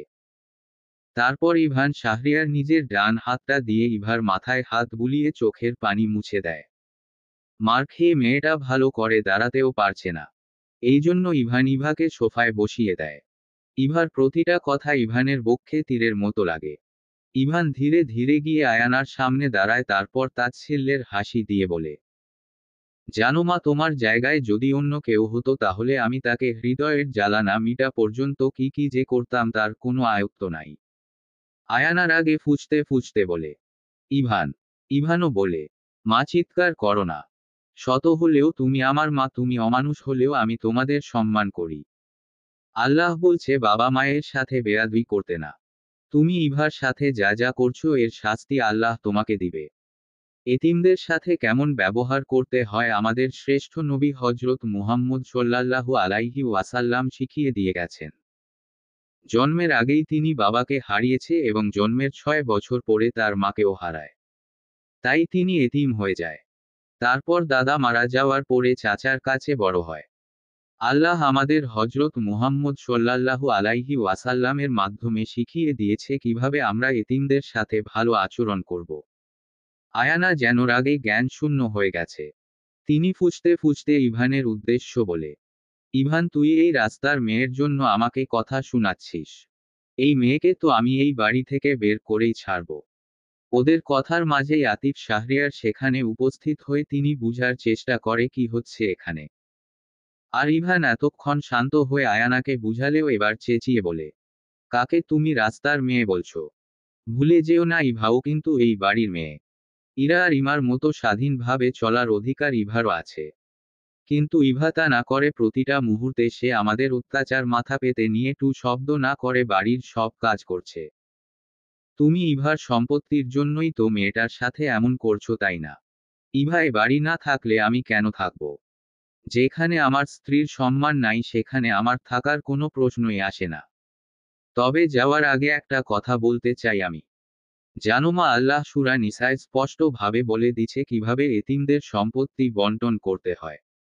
ওর যেহেতু বাবা মা ভাই বোন নাই, তাই ইভা ওর বাবার সম্পত্তির অর্ধেক পাবে। আর বাকি সম্পত্তি ওয়ারিসদের মধ্যে ভাগ হবে। মানে আমরা পাবো। আর ইভা প্রাপ্ত বয়স্ক হলে ওর জিনিস বুঝিয়ে দেওয়া আমাদের দায়িত্ব। ওর বাবা মারা গেছে, তাই দাদা থাকলে ওর দায়িত্ব দাদার থাকতো। কিন্তু এখন ইভার দায়িত্ব সম্পূর্ণ আমার বাবা। কিন্তু তিনি তো অন্যায় দেখেও চুপ করে থাকে। শেষের কথাটা ইভান আতিফ শাহরিয়ারের দিকে তাকিয়ে বলে। তাই আতিফ শাহরিয়ার নিজের মাথা নিচু করে নেয়। আয়ানা আতিফ শাহরিয়ারের সামনে এসে বলে, দেখছো তোমার ছেলে কিভাবে আমাকে অপমান করছে? আপন মা হলে এমন করতে পারতো কোন দিন? আয়ানার কথায় আতিফ শাহরিয়ার হকচকিয়ে উঠে বলে, একদম চুপ। ইভান যা বলছে তা কি মিথ্যা? ওর বলা সব কথাই তো সত্যি। ইভান আতিফ শাহরিয়ারের কথা শুনে তাদের দিকে তাকিয়ে ইভার কাছে গিয়ে বলে, এমন অমানুষের মাঝে থাকতে হবে না, চল। ইভানের কথা শুনে ইভা ফেলফেল দৃষ্টিতে ইভান শাহরিয়ার দিকে তাকিয়ে বলে, আমার মা বাবা না থাকলেও এ বাড়ির সবাইকে আমার আপন মনে করি। চাচু আর চাচিকে নিজের মা বাবা মনে করি, ইরা সোনালি আর ইমা আপুকে নিজের বোন মনে করি। তাদের ছেড়ে কই যাব? ইরা বলে, তোকে আমাদের কথা ভাবতে হবে না। তুই ভাইয়ার সাথে চলে যা। এখানে থাকলে উঠতে বসতে সব সময় লাথি উষ্ঠা খাবি। ভাইয়া তুমি ইভাকে নিয়ে চলে যাও। ইরার কথা শুনে ইভান প্রতি ওর করল না। ইভানের এবার প্রচণ্ড রাগ হয়, তাই ইভার কাঁধ ঝাঁকিয়ে রাগী দৃষ্টিতে চেয়ে বলে, ইডিয়ট, এখন কাঁদছিস কেন? তাহলে সারা জীবন এখানে থেকে মার খা। যখন যে যেমন করে তার পাল্টা ওর দিতে হয় জানিস না? আমার ইচ্ছে হচ্ছে থাপ্পড়িয়ে তোর গাল দুটো লাল করে দেই। স্টুপিড। একেবারে সবার জন্য আদর উথলিয়ে পড়ছে। তোর ইচ্ছে হলে থাক এখানে, আমি থাকবো না এ বাড়িতে। আর যেতে হলে চল আমার সাথে। এটা বলে ইভান শাহরিয়ার বাহিরের দিকে নিজের পা বাড়াতে নেয়। আর অমনি ইভা ওর হাত ধরে বলে, আমি কখন বললাম আপনার সাথে যাব না? আমাকেও নিয়ে যান। আমার খুব কষ্ট হয়, মারলে আমার শরীরটা ব্যথা হয়ে আছে। আপনি চলে গেলে সবাই আমাকে আবার মারবে। ইভা ঠোঁট ফুলিয়ে কথাগুলো বলে। তা দেখে ইভান শাহরিয়ার ইভার হাত ধরে ওকে দাঁড় করিয়ে আয়ানার উদ্দেশ্য বলে, থাকো তোমরা এই অট্টালিকা নিয়ে। বিয়ে যেহেতু করছি ওর দায়িত্বও নিতে পারবো ইনশাআল্লাহ। আর রইল ওর পড়াশোনার কথা, ইভা এখন আমার স্ত্রী, আমি ওকে পড়াশোনা করব। এটা বলে ইভান শাহরিয়ার ইভাকে নিয়ে চলে যেতে নিলে ইরা আর সোনালি ইভাকে জড়িয়ে ধরে। তা দেখে আতিফ শাহরিয়ার বলে, সোনালি ইরা ওদের যেতে দে। আতিফ শাহরিয়ারের কথা শুনে ওরা ইভাকে ছেড়ে দেয়। তারপর ইভান শাহরিয়ার ইভাকে নিয়ে নীলা আর আয়ানার দিকে রাগী দৃষ্টিতে তাকিয়ে বাড়ি থেকে বের হয়ে যায়। চলবে গল্প প্রিয় ডাক্তার সাহেব আমার। কলমে নাজমুন নাহার। দ্বিতীয়